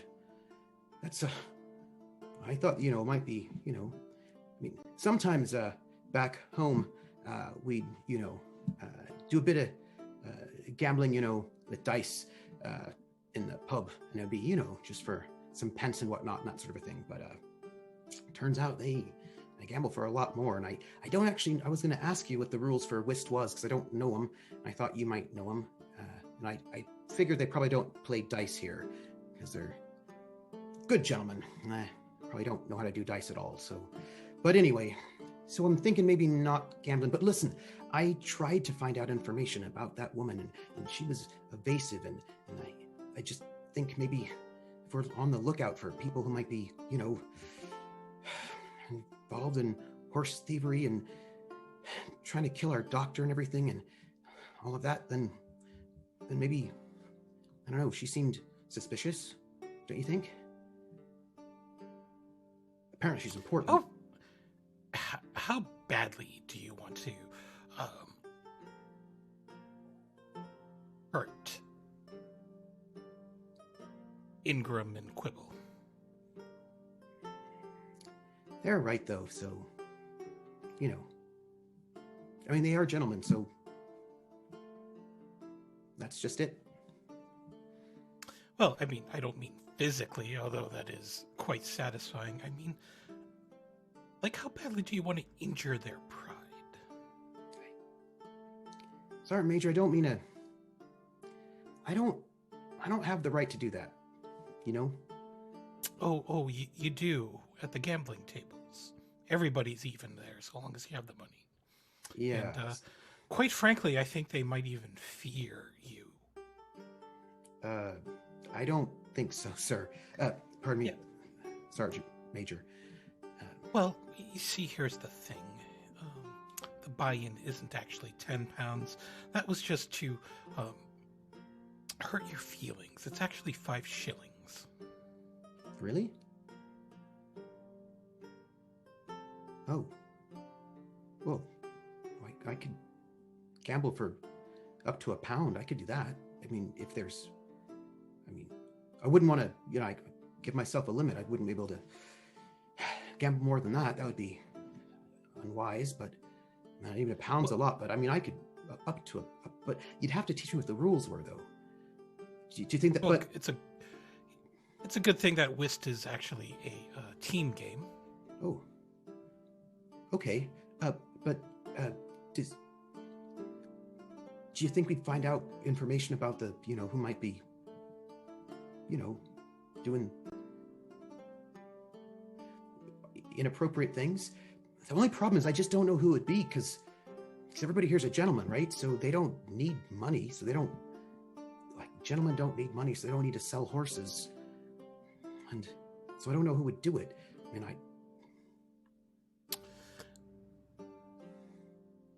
Drink up. Let's go take their money. All right. Oh, all right. Well, prefer something a little bit less fancy, but we can do it. Follows along.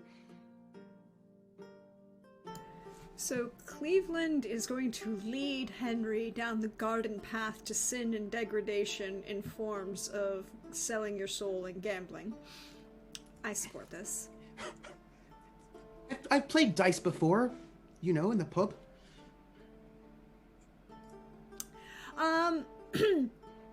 And Captain, Doctor, you have stepped out, however. Where Yes. have you gone? So I've been in this villa before, and so I know places to go where I will hopefully be unobserved. Yes. So I want to just go to one of those places. It could be probably some passage or hallway or a service area somewhere where I know that I'm not going to have someone coming up behind me. And I just want to have a second to read the note that I was slipped last time so that I can see what's on that, and they're better be informed about what I'm doing tonight. Yep. The note that you were given. Good. Thank you. Okay. The note that you were given is a short note in her hand, the Donna's hand. It is unaddressed, with no names on it. It does say, however, well, first of all, it's in English, first of all. Second of all, it is, one of the first things she said, and one of the first notes she says is 3 Frenchmen, officers, parole, ease Parole. of movement, who have kind of giving the impression that they have parole, right? Let me rephrase, because I suddenly realized that I'm using this term in a military sense and not in a American justice sense. When you fight big battles, particularly, and you capture a city, or you capture an army, or you, on the sea, you capture another army's ship, you don't kill officers. Unless, they don't really give you any choice, because money can be made ransoming them. But at the same time, it's really hard sometimes. You may not have the space, the ability to keep them locked up, right? Exactly. So you may not have the ability to keep them locked up. So what you do is you grant them their parole, which is basically like they surrender you their sword. They promise to not leave, and you give them back their sword so they can kind of wander around. They aren't supposed to have weapons. They are also supposed to be keeping their promises and not going anywhere or doing anything. They're just supposed to being there. But, Right. It's kind of half nobility promising and on your honor, and half we really don't have the resources to keep you locked up, and you're worth more alive than dead. Right. Yeah, it's a gentleman's agreement, basically. Yeah. There are three French officers wandering around on their own recognizance. Great. Okay. Two. She saw two this morning.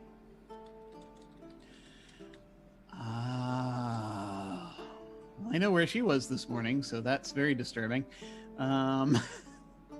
She did not see the third. Yeah. Did not see third. Okay. And then it's just a brief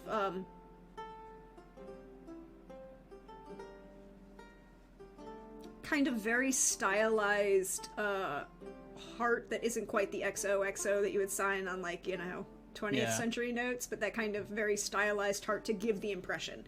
But again, she doesn't sign it either. Of course. All right. Okay, that helps. That helps a great deal. Okay. So, having read it, then I assume I'm reading it like near a candle or some such thing, or just somewhere like a lamp, and I'm going to go ahead and burn it.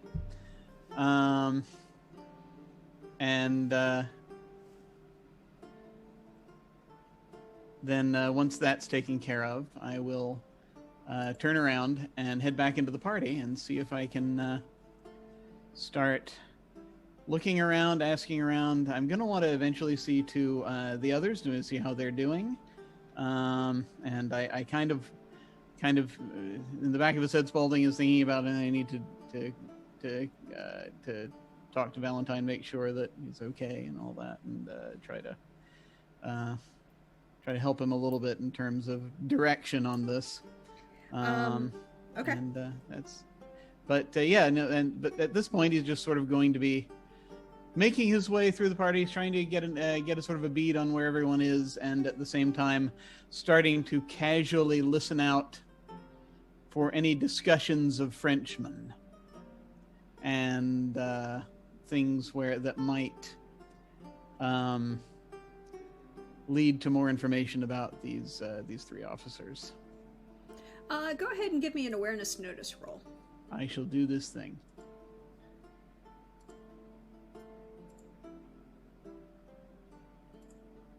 All right.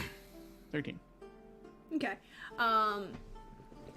You are making your way around. You notice Cleveland kind of having an arm kind of round Valentine's shoulders as he guides him towards the gambling tables.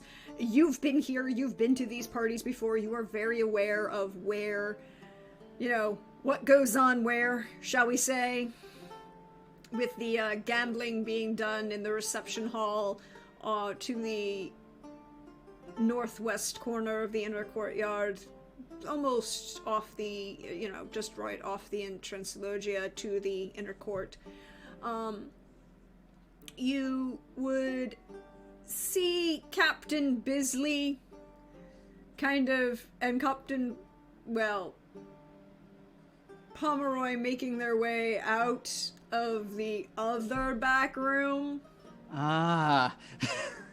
I don't want to lie that Bisley, being what he is, I would imagine that what should be a more relaxed man is not a more relaxed man. This is a man just trying to finish this party by being inconspicuous.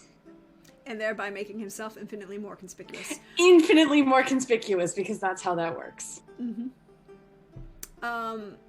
You would see Willoughby Ingram and Lieutenant Quibble both making their way toward, with a couple glasses, toward, they're drinking Madeira, towards the gambling rooms as well. Okay. You would notice that Donna Caterina is now dancing with Major Atkins Huh. Okay. And Major Holmes is nowhere to be seen. Okay. And and you have not seen All Night Francisco. Yeah. I'm actually. I need to say hi to him at some point. I think I'm considering going and perhaps you can help me out here in a sort of a positive metagame sense with this. Mm-hmm. I'm thinking of going and sweeping up Bisley to make a couple of rounds and then is essentially go in and then just wandering around possible information gathering before going in and trying to help out Valentine and Griffiths by perhaps plying the other lieutenants with drinks. But I kind of am thinking of bringing Bisley with me to see if we can find Francisco, just by way of like, just hey, introduce, that kind of deal. But I don't want to, if Bisley needs to have a chat first with Pomeroy or anything like that they need to take care of first, then I shall be happy to take my time. Nope, nothing to say, nothing to do. That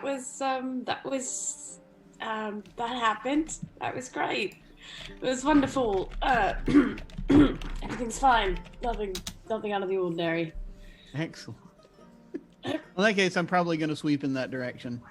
So you kind of come around, meeting them along that northern balustrade, gallery along of columns, right? That with the balcony from the second floor over the inner courtyard, and there is Captain Pomeroy and Captain Bisley, the two of them.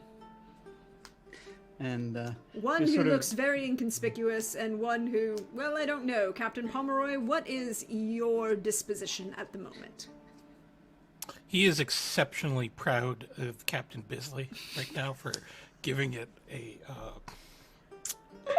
for doing the cavalry proud. Was he the coach in the corner? Like, you're doing great, sweetie. Pretty much, yeah. I love all of you so much. Thank you. Right. As I'm sort of sweeping around, I do just maybe you can remind me: was it Pomeroy or was it Griffiths that we had what we refer to as the Madrid incident? The place that was not Madrid. That would be with Griffiths. Yes. Griffiths. Okay, good. I'm just kind of sweeping over. Ah, my dear captains. Doctor. Yes, right. Well, I see you've discovered the wonders of the living room. Yes, truly a wonder. Oh, indeed. An eighth wonder, one might say. Depending on how one counts. Yeah. Right. Have you gentlemen had the opportunity yet to greet our host? Oh, no. I'm afraid that particular bit of social decorum has escaped me. It's quite all right. I've been actually looking around for the fellow as well. Perhaps we should look together and have a little chat on the way. Sure. Pomeroy, mate. Oh, no. I should come with. I need to meet the host as well. Oh, great. I was going to say, come along. Have, You're welcome to come, my dear. Yes. Of course. Yes. Awesome. Yeah, I don't think. Yeah, I think I'm good with Palmer. I don't think I have any suspicions about him at all. So no, it's not that. I think Bisley's just actually I'm quite grateful to Pomeroy for having introduced Bisley to the living room. Pomeroy is the ultimate wingman for the ultimate wingman. So kind of as we are sort of heading around and sort of looking for Francisco, and periodically I'll kind of ask around, but I'll kind of just sort of lean in to Bisley in particular, and it's okay if Pomeroy hears this, I think, in the doctor's mind. He'll be like, I Not too long ago, I saw a couple of lieutenants of interest heading into reception. I believe that they're soon going to be sitting for a bit at whist, and I think that soon should come an excellent opportunity to ply them with drink and what have you.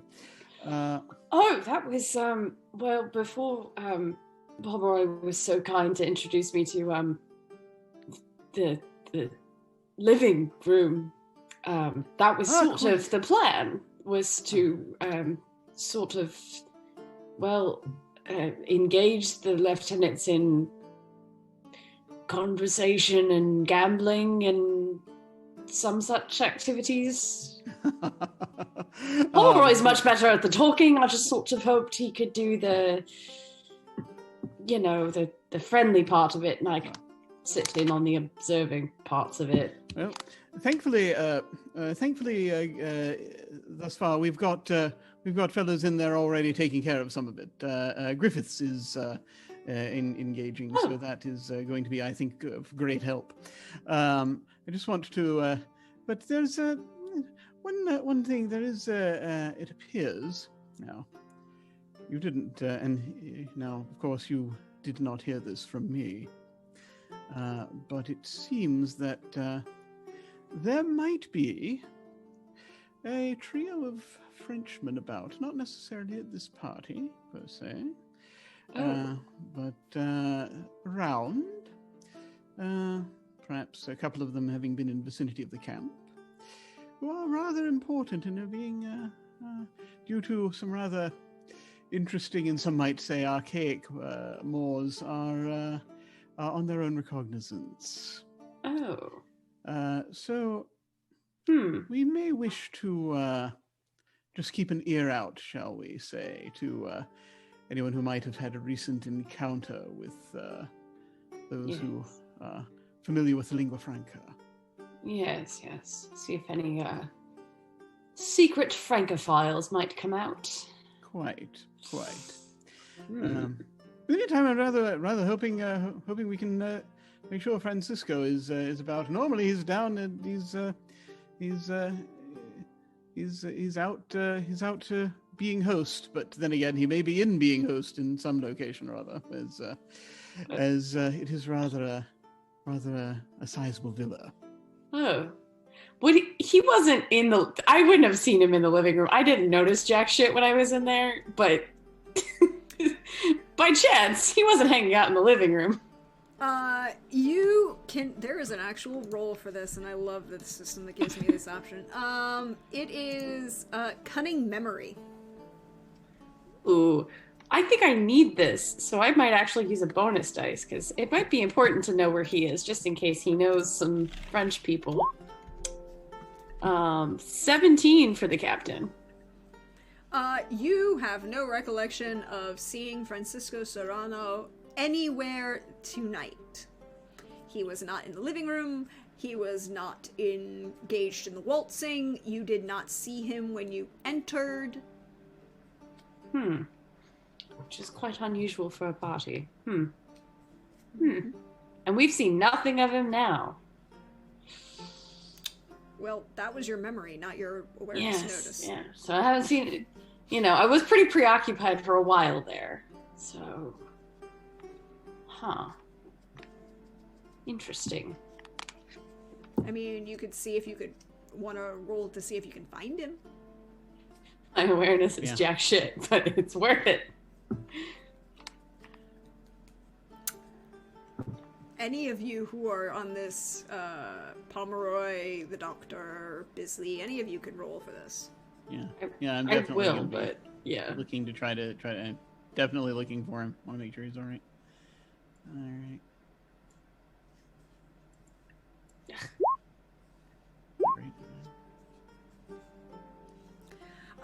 With a 12, Doctor, we're still waiting for...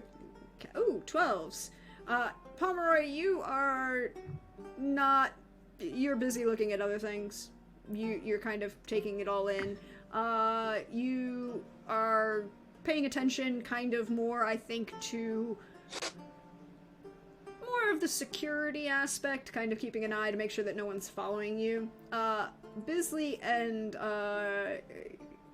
Dr. Spaulding, you would both notice that the doors to the master suite are closed. That's not normal for him, is it? Yes. I assume that's not normal for him. That's not what it's supposed to I mean, you've been here when they've been closed, but that usually means that Francisco is somewhere out in public and, you know, like, he would be obvious to be seen, and, like, he would be closing off the doors of his bedroom to kind of discourage people from entering during the party. Right. But right. you haven't seen him, and usually if he's kind of stepped away and up to his room, then the doors would be open. Okay.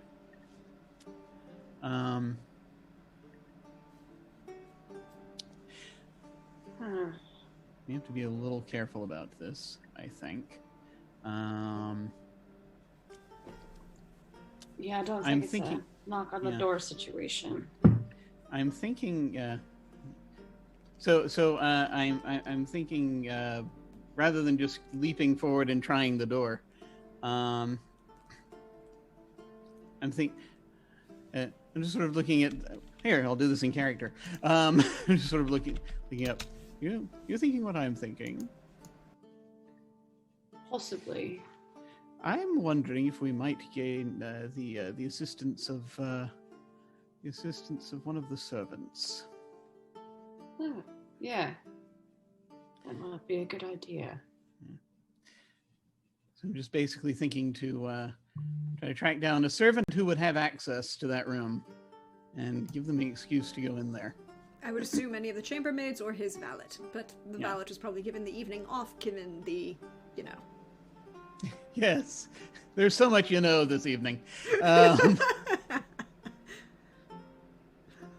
so we'll try to find a chambermaid. Okay. So, while the captain, the doctor, and the other captain are searching for a chambermaid, why don't we pan down momentarily to check in on the sergeant and the lieutenant to see how they're doing? Before we get to the table, right, as we're walking towards wherever this... I mean, by this point, there were like 6 tables set up. A number of people are gambling. A number of people are drinking heavily. There are a couple of people kind of leaning over each other and mocking each other. Before we sit down, say, real quick, give me the rules. Just let me know what the rules are so I know what I'm supposed to be doing. These cards and everything, just give me a rundown. I'm ready.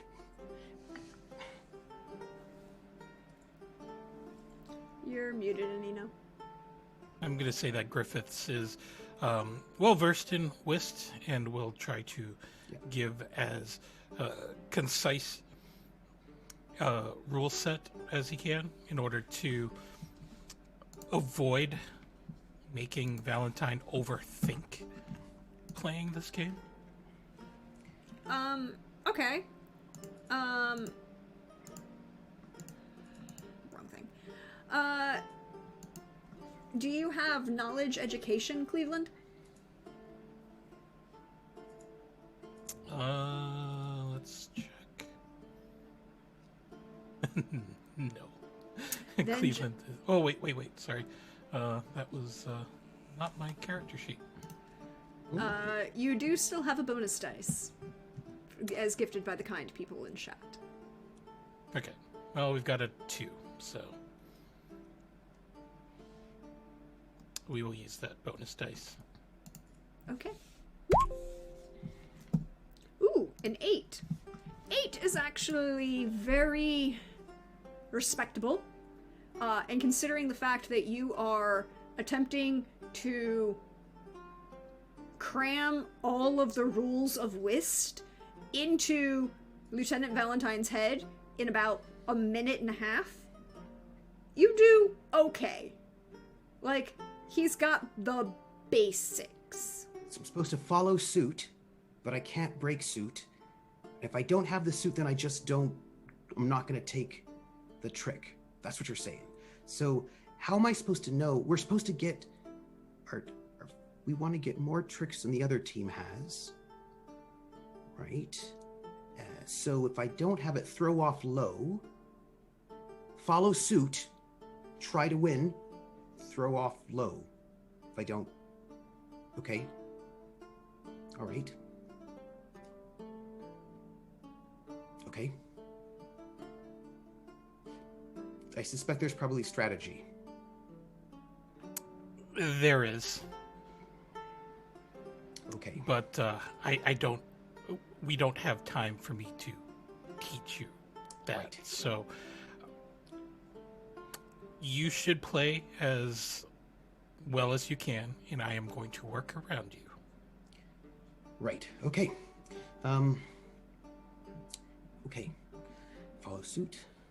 If I don't have the suit, throw off so I can have low. Try to. Okay. If I'm leading. All right. I'm leading. Go high. If you're gonna finish, I can. Okay. All right. Okay. I got it. Seems simple. It's not. Whist is not simple. Because there's no trump in whist. There's no trump suit in whist. So it's really tricky because when you have a trump suit, you can like actually move around things, but if there's no trump suit, it's the problem is if you lose the lead position, it's really hard to get it back, and if you don't have it, then yeah, it can Picture all the rules of cribbage combined with gin and add gambling like you would in mahjong. And you have whist. So you both sit down. Now here's the question. Are you attempting to sit down at the same table as Ingram and Quibble?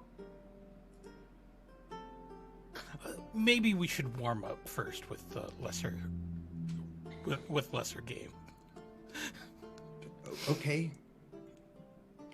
Should be good to, He's going to pay.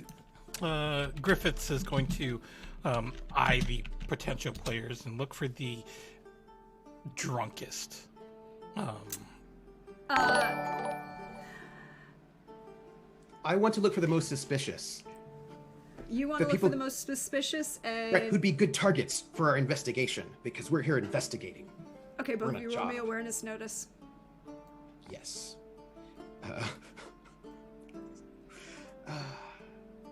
I'm here for the job. At least I feel like I should. A 9.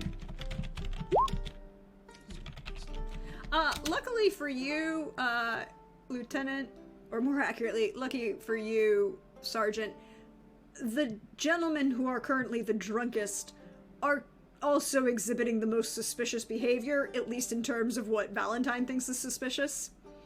It's fair. A couple, one is a very nice, a team of both young Spanish nobles, maybe in their 20s, locals, well into their cups, and with an open seat at the table. They don't seem to be losing, but they're pretty decent, Yeah, that's fair. I think I can take them. Okay. So what we're going to do is, because I would like to see how this goes, as the two of you sit down at this table, you can roll me either deception bluff or deception strategy. By which that means you would roll deception but add the bonus dice from your strategy.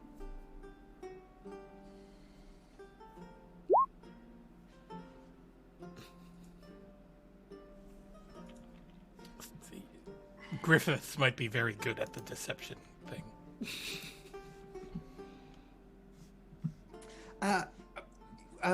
Did you say deception strategy? Or did you say, cunning strategy? So do it in an intellectual way rather than a deceptive way.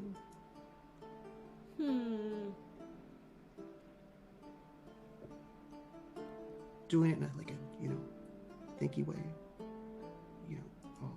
I will give you cunning strategy, but with a penalty die.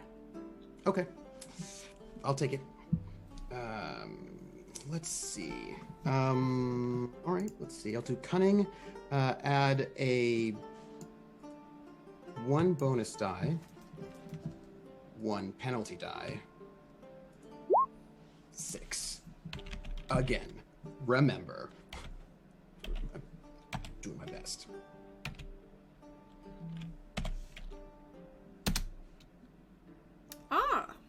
Well, there's like a bit of a difference between the two of us. There's a significant difference between the two of you. But with a 22, Cleveland definitely is making up for Valentine's lack of poker face. Ooh.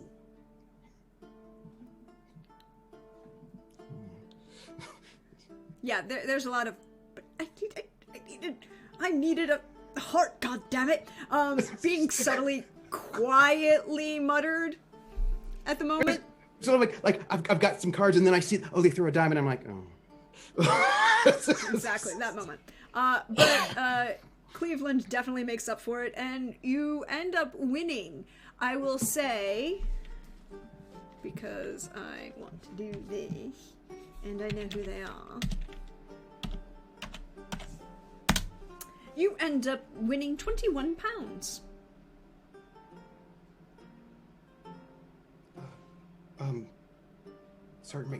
Sergeant Major, I think there was something wrong because you said this was like a 5 shilling buy-in.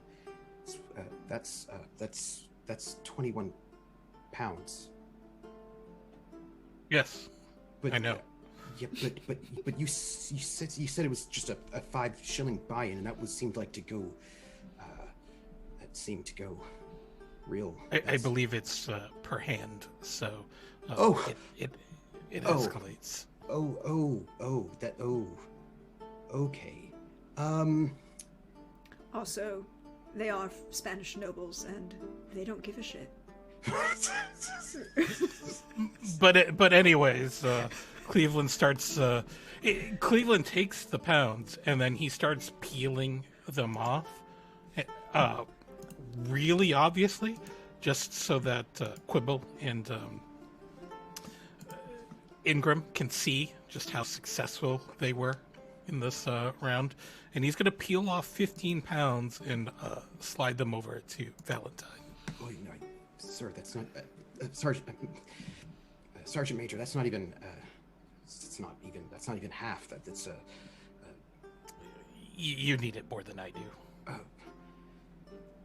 Well, I couldn't, sir. I mean, that's 21. That's 10 pound. That's 10 pound, 10 shillings? No, 11 shillings. Yeah. So I feel like that would. I mean, I have a couple of. We could. I can break the pound. I heard there was a rumor. No. That said that you owed. What's that? 10 pounds or so. Who's been talking, Sergeant Major? That's not great. I mean, no offense, Lieutenant Valentine, but there are books that are harder to read than you.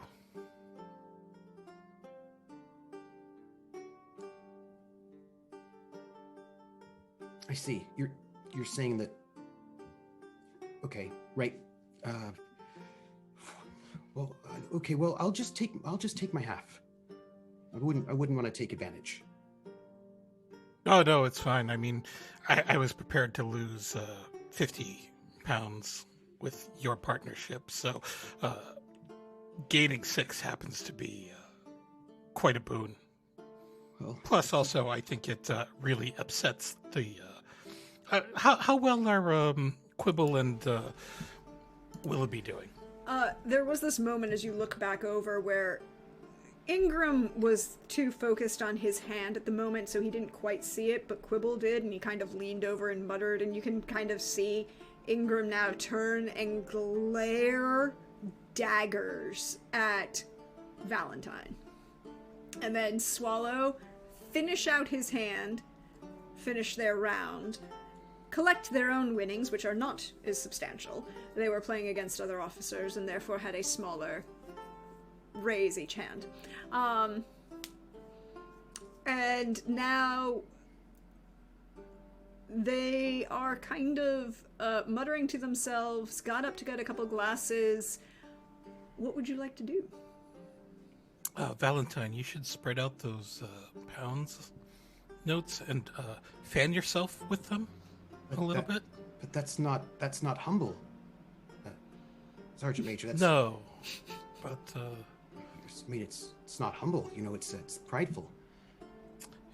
It's hubris. That's what it is. Right. It's hubris. That's right. It's no, not hubris. Humorous. Humorous.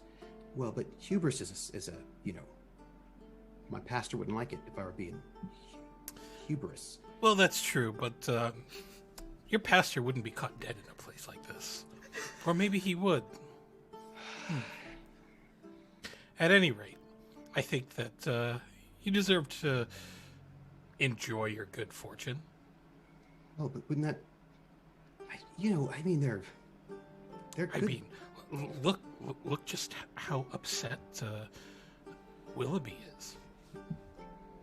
Well, I just wouldn't have to do it. I have an idea. That was a very good hand you did there,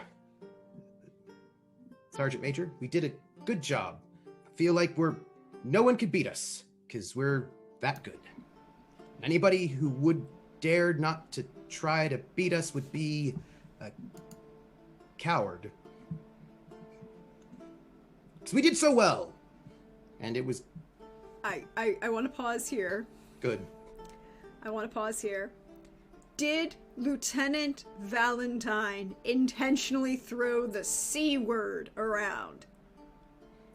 Or was that a trooper moment? Because my response is going to be different depending on how that goes. Valentine said it.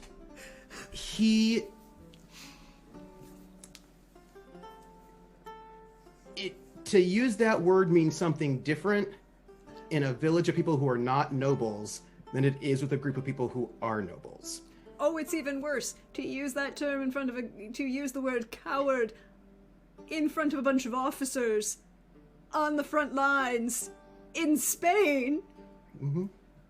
Remembering, of course, that cowardice is a shooting offense. Mm-hmm. In the British, an executory offense in the British Army. I think in 1809 it was still a hanging offense, and it doesn't become a shooting offense until later. But you can die for being charged with cowardice.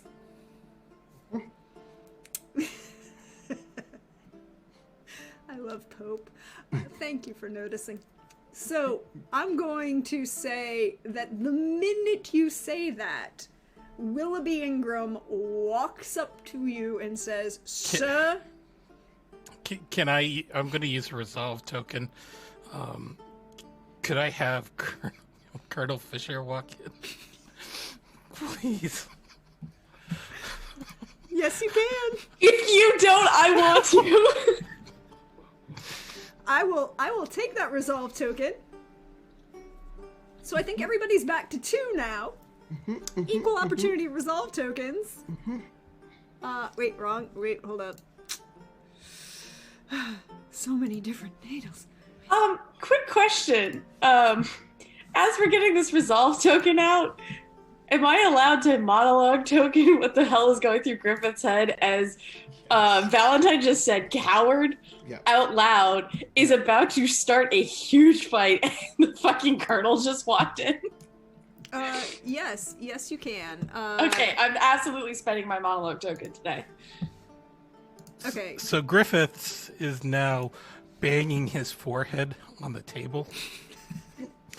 He said it. He didn't mean it that way, but that's the way it's meant. But he didn't mean it that way. But he knew that he was playing. I knew I was playing with fire when I thought that I would throw Valentine a bone and help him earn some quick money to pay off his blackmailer, or at least have the option to pay off his blackmailer, but and also to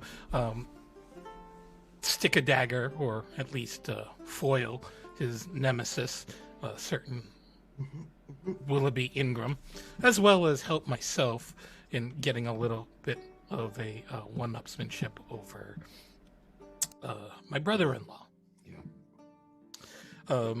Because, it's not enough that I would just have to throw my family under the bus to the exploring officer and potentially cause them to be hanged for treason. But, I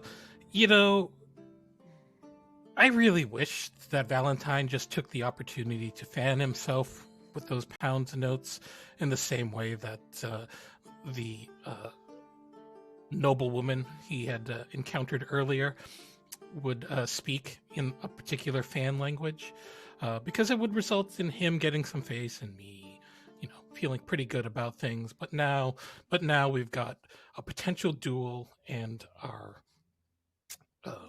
commanding officer, and I'm not really quite sure which way he's going to land on this.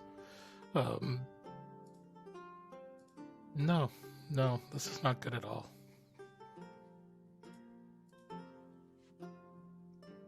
So while Griffiths is going through oh my god moments in the background, and Valentine is opening his mouth and putting his foot, no, excuse me, not his foot, his entire left bottom half of his leg down his throat, yeah, pretty much, and we see, Ingram has gotten up to kind of challenge, and we see Colonel Fisher, who last we saw was making snarky comments to the doctor earlier this evening about being places at various times in the night.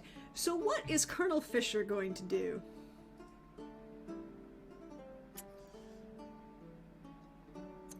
Gentlemen? Is there a problem here? Is it over gambling?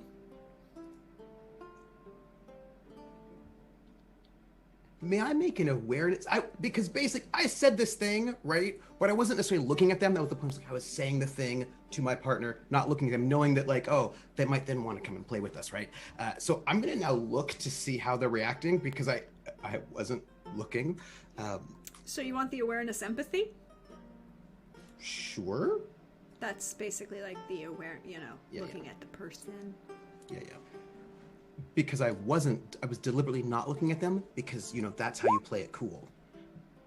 So with an 11, you can definitely see that Ingram is insulted and angry and has a look of utter disdain upon his face. That look of you've just eaten something entirely unpleasant and you want to spit it out, but you are in a place where you can't do so, and so now you just go...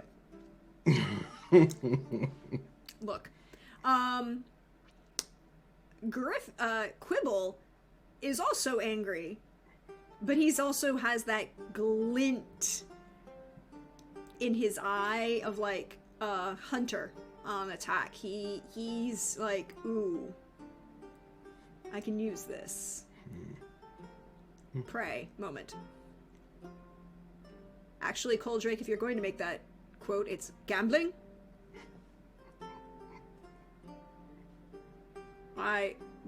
There's no I am shocked. I am shocked. I am shocked that there's gambling in this establishment. It's shocked. I am shocked to find gambling in this establishment. You're winning, sir. Thank you. I actually did quote that in Cyberpunk Red very first episode, too.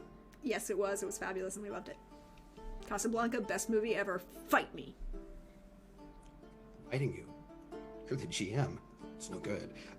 When the colonel comes in, I just stand, of course, automatically when the colonel comes in. A lot of people are now standing at attention in this room as he makes a comment. Oh, Valentine, I never took you for a gambling man. You seem to have quite a haul there. We did well. Sir? We. And he just looks around. Who are you playing with? I don't know. Griffiths is sort of just standing behind the colonel and just looking very uninterested in everything right now. Well, and you could tell Valent has no idea what to do now. He's like, I don't know what this means. And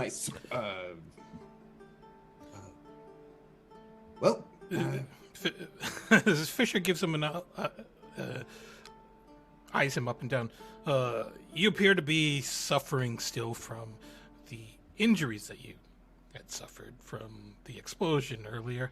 I admire your spirit to enjoy this soiree, but perhaps it's time for you to call it a night and run along home to your wife. Yes, sir. Yes, sir. Of course, sir.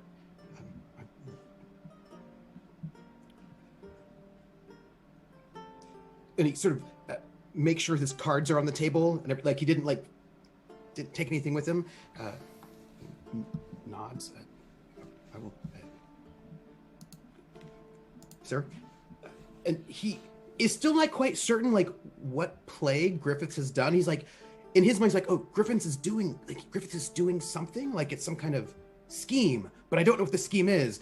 And so he's like, okay. And so he walks out of the gambling room, still trying to figure out what the scheme was. That Griffin's like this is some kind of part of the plan, but he doesn't know what the plan is.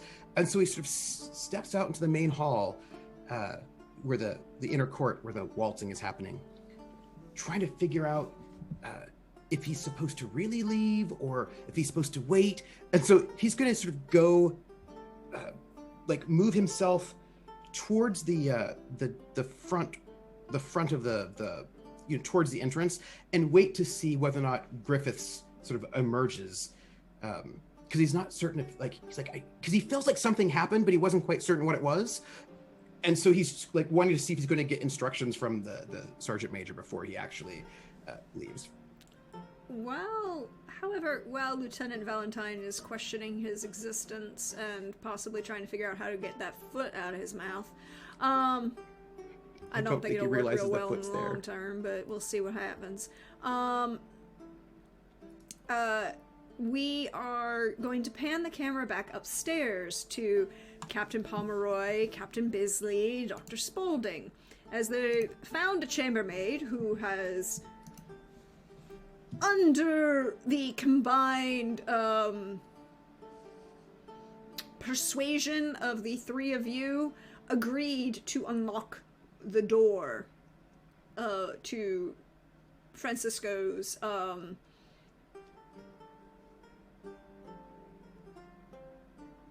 chambers.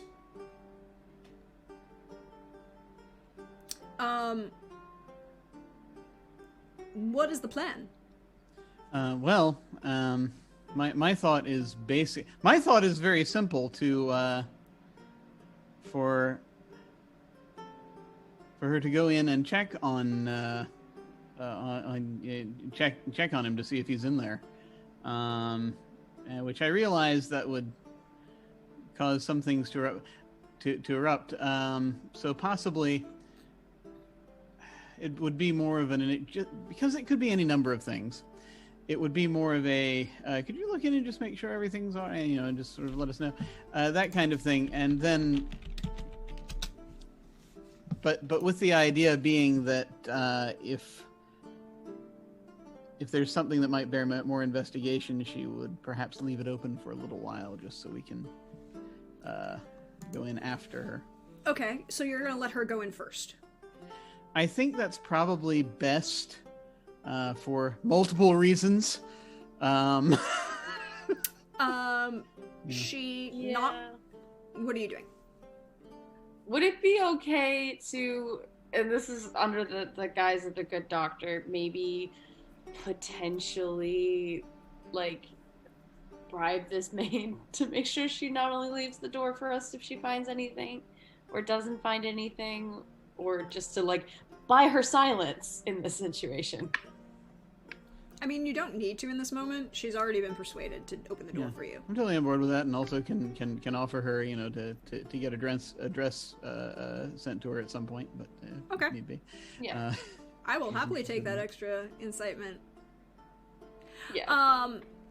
So she knocks first on the moment, and then in it's like Senor, and she opens the door and walks in.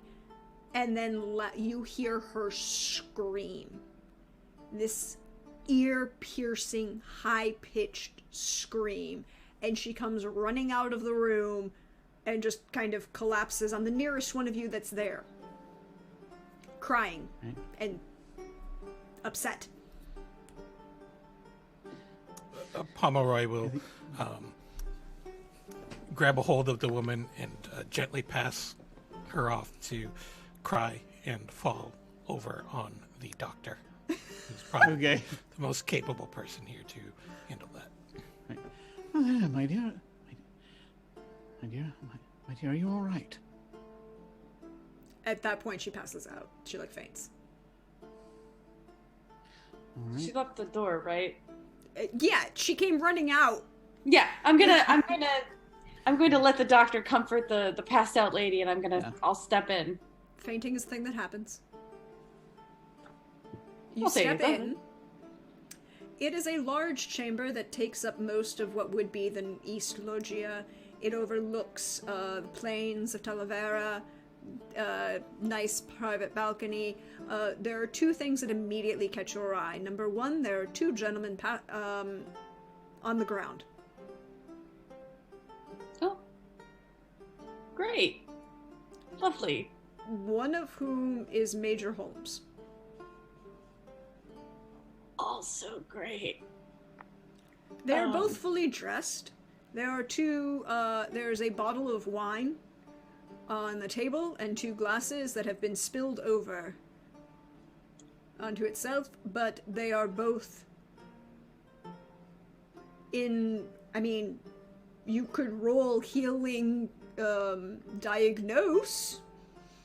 You know what? I took my negative in, my one, but I'm gonna roll it. I love this. There was a point in time when his family was figuring out what they could actually do with Bisley that would be useful and make the family look good. They considered sending him to medical school until he just did not want to do it. They both look really dead. Yeah, they look really, really dead, and I'm putting together in my brain poison, obviously. I don't know the second man. I recognize Holmes.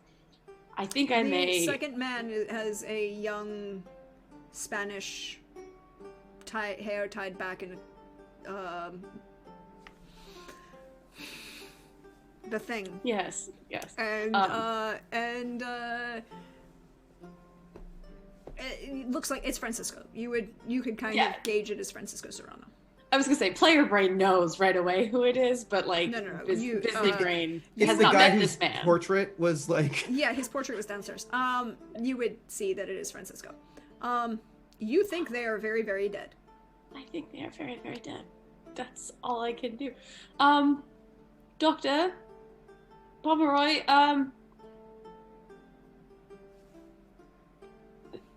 they're dead.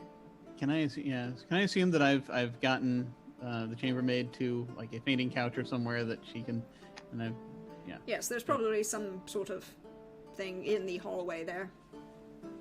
So it's basically I was like, what? And I'm immediately, basically, once I've set her down appropriately, I'm going to go in and look at them. You can roll healing treat ailment Or healing I'll- diagnose, excuse me. I will do that. I think I have that. I would hope the doctor has that. It's healing diagnose, you say? Healing diagnose, yes. Let's roll that. Oh, yes.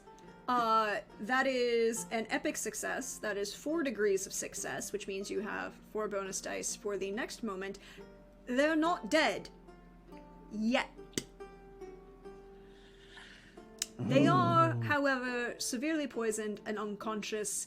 Their breathing is shallow. There's a slight scent of almond in the air. Okay, so presumably, do I know what to do when someone has been poisoned by Ingestion? the substance, by ingestion? I mean, Just make them throw up, or would be the most logical, fastest move. You have 2 patients. okay. So I'm going to so you're going to hear me, kind of yelling, "Mr. Pomeroy, get in here!" And I'm going to Francisco first. I'm right here. I'm right here. Yeah. Oh, you're in here. Okay, good. So Bisley's right there. All right. So I'm going to be handling Francisco. I'm going to say, say here, elevate him, and I'm just going to stick this down his throat. And I'm going to give. All right. I'm going to give you my quizzing glass to stick down his throat. Okay, the quizzing glass down the throat, I love. You can give Bisley 2 of your bonus dice that you would have for treat ailment at this point. Yeah. And I'll need it. if I have anything on me that might help, which I'm told apparently activated charcoal, something of that nature. Or if You there's, don't like, have any activated charcoal. It's Resolve is token? Would a 1809. fireplace yield such things? Okay, or, well, first of all, you wouldn't have activated charcoal. It is 1809. that's fair. Your immediate response is, okay, here's my question. Would you have brought your doctor's bag to this party? That's a great question. So, here's what I'm going to say. I think is probably going to be the case. And if need be, I shall spend a resolve token on this. I think that my doctor's bag is here. I don't think that I have it with me, but I think that I probably do have things that I would give to someone who is having trouble, with being drunk and that kind of thing. So I'd probably have some things in my pockets, probably including some sort of ipecac or other solution I might use. I will give you that you probably have the doctor's bag here. Ooh. Snap camera stopped working. Snap camera is back. Life is good. You probably have your doctor's bag here. You've been to these parties before. You've probably had to treat a couple people at these parties for various things. You probably have a space actually set up in one of the other bedrooms if you are willing to send someone to go get it. Okay.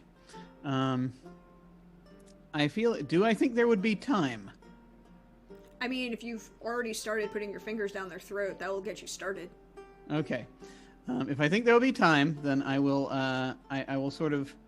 You do have another third person here. Yeah, that's what I was going to say. I was going to yell up to Pomeroy. Pomeroy. Pomeroy, and I tell him basically I tell him which bedroom it is. Pomeroy, my bag, and I'll tell him. X bedroom, East bedroom. Yes, the front guest room that would be, away. Front guest room. All right. Okay. So Pomeroy would make all due haste. Pomeroy is making all due haste. The two of you, could you, we'll say that it takes you but a moment for you to get there and back. It's not that far. Your bag is kind of really obvious. It's not like it's put away. I mean, it's left out in case you need to treat someone at this kind of event.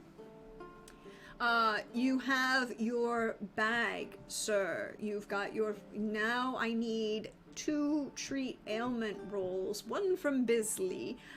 1 from the doctor. Bisley, you can have 2 of the doctor's bonus dice from that 4 degrees of success. Cool. Do I still have a bonus dice elsewhere? Yes, you do. Okay. I feel like saving major characters is worth spending it. I am being very free with the spending of things today, so we are going to use that bonus dice. So that's 3 bonus dice. Wait, what? I still got... Because Oh! That's... Ooh.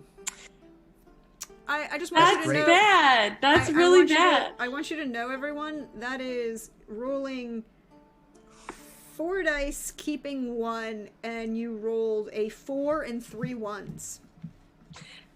You know what Bisley's really good at? Not Healing people. Real good. Doctor, Yes, would you like to roll? I shall. One moment.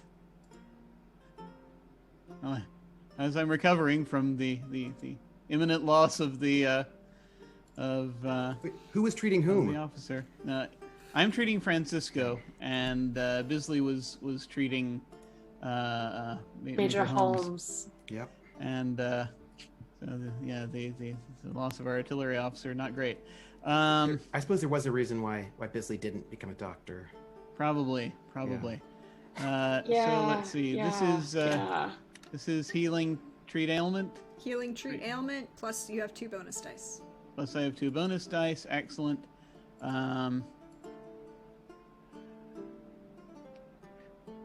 I think trying to decide whether to spend the one I have left on this as well. Which I guess will depend on if I have the opportunity to do some sort of dire doubling back to try to help with. We will see. I'm gonna go ahead and I'm gonna leave it. Okay. I'm gonna go ahead and just roll what I have, and I'm gonna with the 2 bonus dice, and we're gonna Plus hope. whatever bonus dice you have in treat ailment, you know. Yes. I think if I click on it, it'll count them, right? If you click on the word treat ailment, it'll count those Yes. bonus dice, and then it'll pop up a Yeah. window, and you can put the 2 extra bonus dice in there. Done and done. Here we go. Oh yeah. A reasonable number. With a 22, that is an epic level success. You, Francisco literally starts vomiting all over the place, and is slight coughing. And then you hear, Doctor, the choking sound of someone who attempted to induce regurgitation and didn't position the individual in recovery position at the time. I don't know like this, and I'm I going to don't know what I'm doing. I'm sorry. going to sort of try to leap over and get him into position and do the right thing. I will say you have another opportunity to try and treat Major Holmes, but you will take a penalty dice. All right, I'm gonna go ahead and use my remaining bonus die. Okay. On Please that. do. I don't. Does that cancel it out, or do I just roll both? Put them both in because it'll do the math for you. Gotcha. Okay, treat ailment, and so it's treat ailment with One bonus, one bonus dice and one penalty dice. Gotcha. Okay. Here we go. 19. A success, not quite an epic level success, but still very, very good. And 19 is very, very good. You do manage to knock Bisley out of the way. I'm sorry, Bisley, you will fall into a table and take like 1 point of harm. I'll take it. For, being violently shoved out of the way of the doctor as he is attempting to save the gentleman that you almost killed. It does make... This process, by the way, is making a giant mess. As one would expect. You do manage to clear the Major's airways. They are both still very shallow breathing, but they are currently... What they had ingested has been expelled. If you look at their fingernails, the level of the lines aren't horribly noticed, but there is still a slight blue tinge to the skin around the face. They are not quite out of danger yet. And the three of you, well, two of you are rather worse the wear when it comes to appearance at the moment. Captain Pomeroy managed to not get covered in regurgitated wine, or other things. Ooh. But that is where we're going to leave it for tonight, as the three of you are trying to deal with these two gentlemen, unconscious as they are on the ground. The two, well, Cleveland Griffiths still in the gambling room, feeling smug, and also kind of like, what the hell did I get myself into, trying to help Valentine. Valentine questioning his existence in any and all ways and kind of feeling slightly, maybe slightly charged as being chewed out by the colonel in public on the front steps. And also a bit confused. And a bit confused. But that is where we will leave it all for today. For tonight. Oh my goodness. Oh my goodness. So we'll go around, we'll go in reverse order this time, and we'll let you all say where we can find you online, what other wonderful things you're doing every day, all the fun of things we can find you doing, and also something you enjoyed about tonight. Share the joys. It is Halloween. And we'll start with Nino. Thank you, my friend, for coming. Thank you for playing. Sure. My name's Anino. You can find me on Twitter at Anino Gaming. I honestly thought that it would take a lot more effort on Pomeroy's end to get Bisley to cheat on his wife, even though his wife has probably been in many living rooms, such as that one. Some of them with Lieutenant Ingram. So he didn't want to say it, but you know, he just felt that That's Bisley so much was taking worse. the steps. But Bisley, he feels like Bisley took a very important step today, even though that he did nearly cause someone to die. You know, I'm gonna blame the poisoner for that. Like, I just feel like we should not like shift the blame from whoever the actual poisoner was. That's all I'm saying. I just feel like, you know, that wouldn't have been necessary if they Okay, had a poisoner. That's fair. I'm going to use my law training here. Well, the poisoner would be a but-for cause of this. There is an intervening cause in Captain Bisley failing at causing regurgitation and instead choking someone. Because if he died of choking on his own vomit versus the poison, it would be on Captain Bisley. Never convicted. No, because the doctor is very, very good. But, Captain, you had a very eventful night. I did, and unexpectedly so. But to cover the basics, find me on the Twitters at Xander Slamilton, or find the art that I have started doing almost daily. I forgot to ask. I forgot to let Nino do that part. Yeah. Part. The brag about your life part. I guess you just did. Yeah, just Twitter. Wow.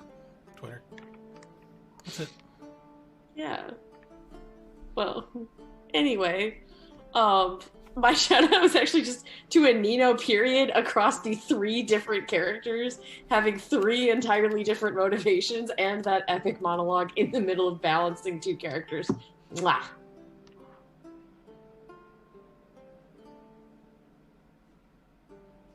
And then skipping me, because I get to do all the end crap. Hey, Trooper. You didn't get anyone killed tonight. I did not, nor did I get killed, but I could have.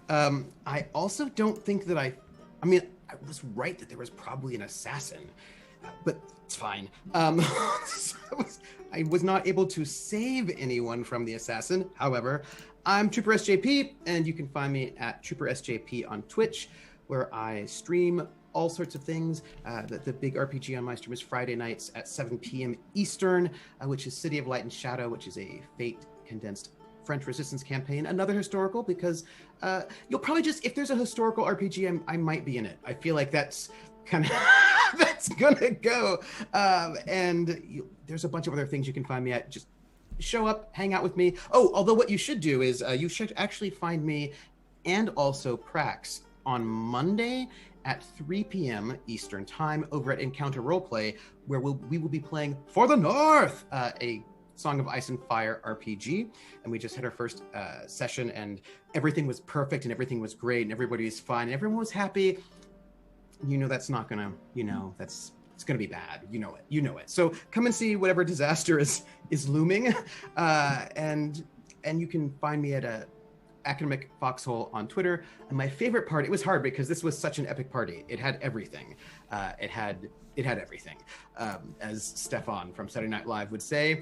I think my favorite, I'm gonna give some love to, I'm gonna go and give some love to that exciting intrigue, mostly spearheaded by our good doctor, where there was a lot of intrigue happening around Valentine that was impacting Valentine, but not at Valentine. And Valentine's like, I don't understand, I'm gonna leave. And I thought the doctor was excellent, as well as the sort of the exciting shades of the doctor from sort of fop to like in charge, like between the sort of the foppishness in that particular intrigue to the when people are dying of cyanide poisoning, being like, nope, go get the bag. And I really appreciated the shades with which our Jim plays our good doctor. Well, that's a wonderful transition to the wonderful, fabulous Jim. Hi, thanks for coming. Thanks for playing. We appreciate Thank you very much for inviting me to your soiree. I very much appreciate it. No, that was very cool. Prax, I don't know how you do this. This is awesome. So much intrigue all over the place. I'm Jim Ryan. I am Other Doc on both Twitch and Twitter. And my website is jimyesthatjim.com. And you can find basically stuff what's going on. Mostly I'll make announcements on Twitter at some point. And hopefully more stuff soon. Things are cooking. As far as tonight goes, just glorious. I think my favorite moment tonight was when Pomeroy descended on Bisley in the living room. That was such a beautiful scene. It was so good, and just an utter freaking. I am constantly amazed at the way that at how well Anino does with these characters. It's beautiful. It's beautiful to watch, and it is glorious. So just that whole exchange was so much fun, and a lot of fun throughout. This has been a very cool evening, and I can't wait to see what happens next. Well, I myself am quite looking forward to seeing what happens next. I mean, like, things are gonna be so juicy. I love consequences. It's a great thing to happen. I love digging. I think you weren't using a shovel, Trooper. You found a backhoe and we're going all at it. But for those of you, hey y'all, you know me. I'm at DearJadalman on Twitter, or PraxGorthS4. You can find me around here on Twitch. As you found, here, hi, welcome. We get to have fun things here. Next up, you can find me Monday with Trooper, sorry. I was going the right way. No, going the right way. That way. I can't do things. I will eventually get this right. Going with Trooper with For the North, as I get to play the lovely, wonderful Lyneth Braddock, and everything is fine. Everything is absolutely fine, and we are totally happy, and there's nothing wrong whatsoever. And then on Wednesday, no, not this week, next week. Friday, you can find me over on Wandering DM with the wonderful, fabulous Anino on Cyberpunk Red. For the fun that is there is I get to play Trins, the wonderful, bubbly, fabulous mechanic who is totally looking, might not, feeling like she might have to protect her wrestler boyfriend from his tag team partner, which will be fabulous. I didn't say she was right. I just said that's what she's feeling. And then back here, Saturday, for some more Regiment, as things are getting juicy and consequences are coming home to roost. And I can also say that not on November 14th, so not next week, but the week after, we will be having a guest. And on that lovely juicy note, I believe we shall see if there is anyone around to raid. Is there anyone around that we could hold up, I can't find the thing. Why did it go away? God. We should try raiding our dear friends at Unmade Gaming, because they are running some fun things. And we hope you will enjoy hanging out with us as I make sure I spell things right, because that would be awkward. So, we'll see you next time. Have fun, everyone.